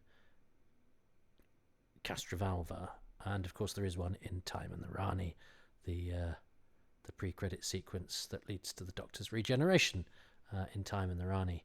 And I don't think I corrected Charles, so somebody I'm sure out there wants to write in and correct him or me for not correcting him. And indeed one of my lovely patrons has gone that, and I went, did I say that there wasn't another one? They said, no, it's not that you didn't say that there wasn't, but Charles did. So anyway, whoever you decide to blame, we are aware at Happy Times and Places that there is a pre-credits sequence at the beginning of Time and the Rani. But I thought I'd use this opportunity to also say, on reflection, I've been thinking about this, because it's been a very long and rambly, but very enjoyably celebratory look back at Remembrance of the Daleks, where I also, it's been pointed out on Patronville, which interests me, that it never occurred to me that the Doctor's doings with the Hand of Omega, the programming that he does when he comes back. It wasn't that it was programmed before Hartnell left. McCoy's come back and programmed it, and then it does the stuff to the Daleks. So he didn't need to know about the Daleks being around for it to do what he asked it to do. That had never occurred to me, and a few people have pointed it out to me and gone, "Why are you worried about that?" It was just a powerful device that Hartnell had left behind. And then McCoy's come back, and the Daleks are around, and he's programmed it to blow up the Daleks and Skaro. And for some reason, I got it in my head that Hartnell had left it programmed to destroy the Daleks and Skaro, which of course he couldn't have done in the continuity of the show because he hasn't encountered the Daleks yet. But that's what the story wants us to think. And I'd never done what seems to me now I'm doubting myself even now, though. I'm going, but I'm sure in the story. Anyway. It's funny how you can get an idea fixed in your head and it only takes somebody else, and I've seen Remembrance of the Daleks loads of times, somebody else to go, yeah, but it could be that, and you go, oh yeah, why didn't I think of that? So just goes to show how being single-minded about something, either positively or negatively, if you're accepting of just a nudge in a different direction, you can find that all sorts of other possibilities open themselves up. So yes. So I accept that I might be my fury at the inherent contradiction within the storytelling of Remembrance of the Daleks might be entirely misplaced. The other thing I think what has been misplaced in this series of commentaries, and I don't know why, but I've just been reflecting on it, is enough mention of Ben Aronovich, who writes 4 very clever scripts, and the way that he ties in Dalek lore with what he wants to look at in terms of racism in human society, but also in 1960s Britain and all of that. But also, and this was pointed out in the chat on my Patreon. Now, that's not a plug for this. I'm just trying to acknowledge that I haven't necessarily come up with all of this, and that there's some interesting conversations that have been prompted by outside forces that I gleefully embrace, and I'm grateful to the stimulation they have provided. But the way that he writes the language, the way that he writes the dialogue of Doctor Who. He writes dialogue that fits Doctor Who very well, and his storytelling is very suited to thrusting 80s Doctor Who into doing something slightly cooler and funkier and more intelligent. And I think he does deserve a great deal of credit for that. And, it's not surprising that he's a bit, it is surprising in the sense that, you always, not every great person associated with our show goes on to get, great plaudits outside of it, and sometimes it's for us to celebrate people like Kevin Stoney, who would totally be forgotten. Well, not for Doctor Who, I'm sure, pretty much. But somebody like Ben Aronovich, is hugely feted now outside the world of Doctor Who. But that means one shouldn't forget to fate him within the worlds of Doctor Who, where I think he, even though he only wrote 2 stories, he's an important voice, and he's certainly a vital part of the success of Remembrance of the Daleks. And I fear I perhaps didn't say his name enough during these sessions, so I'm happy to readdress that now.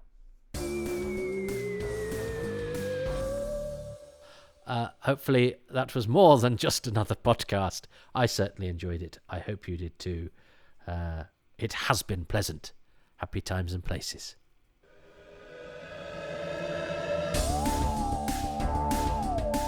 Thanks ever so much for listening to this omnibus edition of Happy Times and Places, which was presented by me, Toby Haydock, and my special guest, Charles Norton, who's such a fuddy-duddy. He has no social media whatsoever, but by chance, he has a book ready for pre-order from Telos Publishing called Serial Thrillers, the adventure serial on British radio. Charles knows his stuff, and I'm sure if this interests you, so will his book. So do support it by pre-ordering it right now from Telos Publishing. I'm grateful, of course, to Charles and to the patrons who make these podcasts possible. They include Lisa and Andrew, Gavin McLean, Steve Manfred, David Matthewman, Jason Mayo, Ross McPhillips, Stuart Mitchell, Nathan Moore, Ian Morgan, Matthew Newton, Graham Knott, Dave Owen, Adam Parkin, Ken Patterson, Melvin Pena, Jonathan Potter, Kevin Parker, Scott Pride, Dylan Rees, John Rivers, Jim Sangster, Keith Say, Graham Slight, David Shepherdson, Stephen, Ruben Herfindahl and Stephen Moffat. The music is by Dave Gates, the artwork by Dylan Patterson. If you would like your name read out on the credits, that's one of the many bonuses of being a patron, which, if you go to patreon.com/Toby Haydock, you can become very simply by signing up for as little as £3 a month. There you will find a treasure trove of advance releases, bonus material, exclusives, including looks behind the scenes at the DVD and Blu-ray extras that I make, extended Who's Rounds, interviews that you've never had anywhere else, bits and bobs, and you can do that very, very easily. There's also a lovely community there where people give feedback as well, and you can have your thoughts on episodes now included in Happy Times and Places. It's just a nice place to be. Patreon.com/Toby Haydock. You can also help fund these by going to Ko-fi.com/Toby Haydock. If there's been a particular episode that you've liked, but you don't want to sign up to a monthly obligation, and you can support these non-financially by going to iTunes, Patreon, Spotify, wherever you get these, YouTube even. I have a YouTube channel. Do please like, subscribe, 5 stars where you can, and a few nice lines of feedback, which always help to sort of help these things become more visible so more people can be aware of them, which makes it worthwhile doing them, and the more time that buys me to do them, the better I can do them, and so it's just good all round. All support is much appreciated. He's very active on social media, you know. He's got a YouTube channel, he's got Instagram, he's got Twitter. He's got 2 accounts on Twitter, at Toby Haydock and at Haydock Podcasts. He's on Instagram, at Toby.Haydock. He's on Blue Sky. I mean, is there anywhere in Rome he's not on? Not on TikTok yet, but pretty much everywhere else. I've even got a Facebook page, aside from my personal page, which is overfull. So if you like my work stuff, there's a Facebook page for all my work. And my comedy club, Excess Malarkey, also has a Blue Sky account, and that is very worth checking out every Tuesday in Manchester. So you cannot escape me, I'm afraid.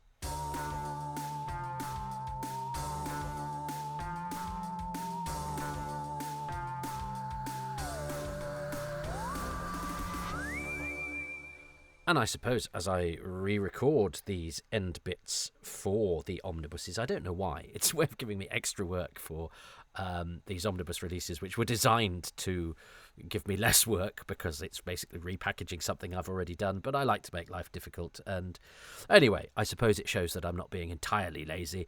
But since I recorded this for Happy Times and Places, of course, I've made a documentary called Looking for Dursley, which has been made and released on Blu-ray since I recorded this, and it's gone down very well. We got I think we got a Royal Television Society Award nomination. We did not win, but I would frankly never expect to. But nice to be nominated, and but it's a good job I didn't go to the dinner. It was a long way away, and I had a comedy gig, so all the others went. But it would have been a nice problem to have won when I wasn't there. But as it was, we didn't win, and I wasn't there. So good. It's a good job I didn't lose out on the small amount of money I earned from the gig to sit there and lose to probably something very good and very worthy. But anyway, it was we filmed in the Isle of Man, where the wind didn't half blow. We went to the Isle of Man radio station that does have a John Pertwee connection, and it was the windiest day I've ever seen. But I suppose, yes, something I can tell you about Looking for Dursley that I don't think anybody knows is we did actually have an agreement from Bill Kenwright, not Bill Kenwright, he's dead. Bill Kenwright was at Trevor Baxter's funeral, though, so I have been in the same room as Bill Kenwright, who was the famous theatre entrepreneur, producer, but also actor. Still acted in Coronation Street long after he'd stopped acting. And his partner's Jenny Seagrove, the actress. So they were both at Trevor Baxter's funeral, which I was at. But that's got nothing to do with Remembrance of the Daleks. But as I accidentally name-dropped Bill Kenwright for no reason, apart from the fact I got him mixed up with Cameron Mackintosh. It was Cameron Mackintosh had agreed to do Looking for Dursley because he was very kind to Dursley McClendon when Dursley was stricken with the disease that took his life, and but Dursley kept working and was kept on very kindly by Cameron Mackintosh as a paid walking understudy, but worked in the office and did all sorts, but was basically kept on the payroll so that he could stay sort of fiscally operational whilst quite poorly. And everybody we spoke to regarded what Cameron Mackintosh did as extremely generous and decent and kind. So it would have been nice to have spoken, because also Cameron Mackintosh is hugely famous and a greatly influential figure in the theatre and was happy to talk to us, but is, of course, one of the busiest men on the planet. And these things only have very small filming windows, but I had made myself available free of charge should there be, because we'd already had to slightly rejig things in order to get another really busy man on it, Russell T Davis. But we were prepared. We were all prepared to sort of drop everything and do it if we could get Cameron Mackintosh in within the filming window. But I know it looked like it was going to happen, but it didn't. But so close, so close. I still think it's a great film. But it would definitely have been nice to have him on. But these things. It's a reminder. And Chris reminded me when we were up for the RTS award, we had, I think, a tenth of the budget of any of the other shows that we were up against. So, when you look at those programs that we make, I think they look amazing because Chris films them very, very beautifully. But they are done, and if they could be aired on television, I think they'd stand up next to any other show. But even what you would look at and think, that's a cheap show, has 10 times the budget of something that we make for the Blu-ray extras. So just a reminder that we make good shows, and that one in particular I think is lovely. But I thought the Cameron Mackintosh story was worth dropping in on the end here, so that for staying with this for 4 hours 20 minutes and 35 seconds, there's an exclusive for you, unless I actually have already mentioned it somewhere else and forgotten. That happens a lot these days as well.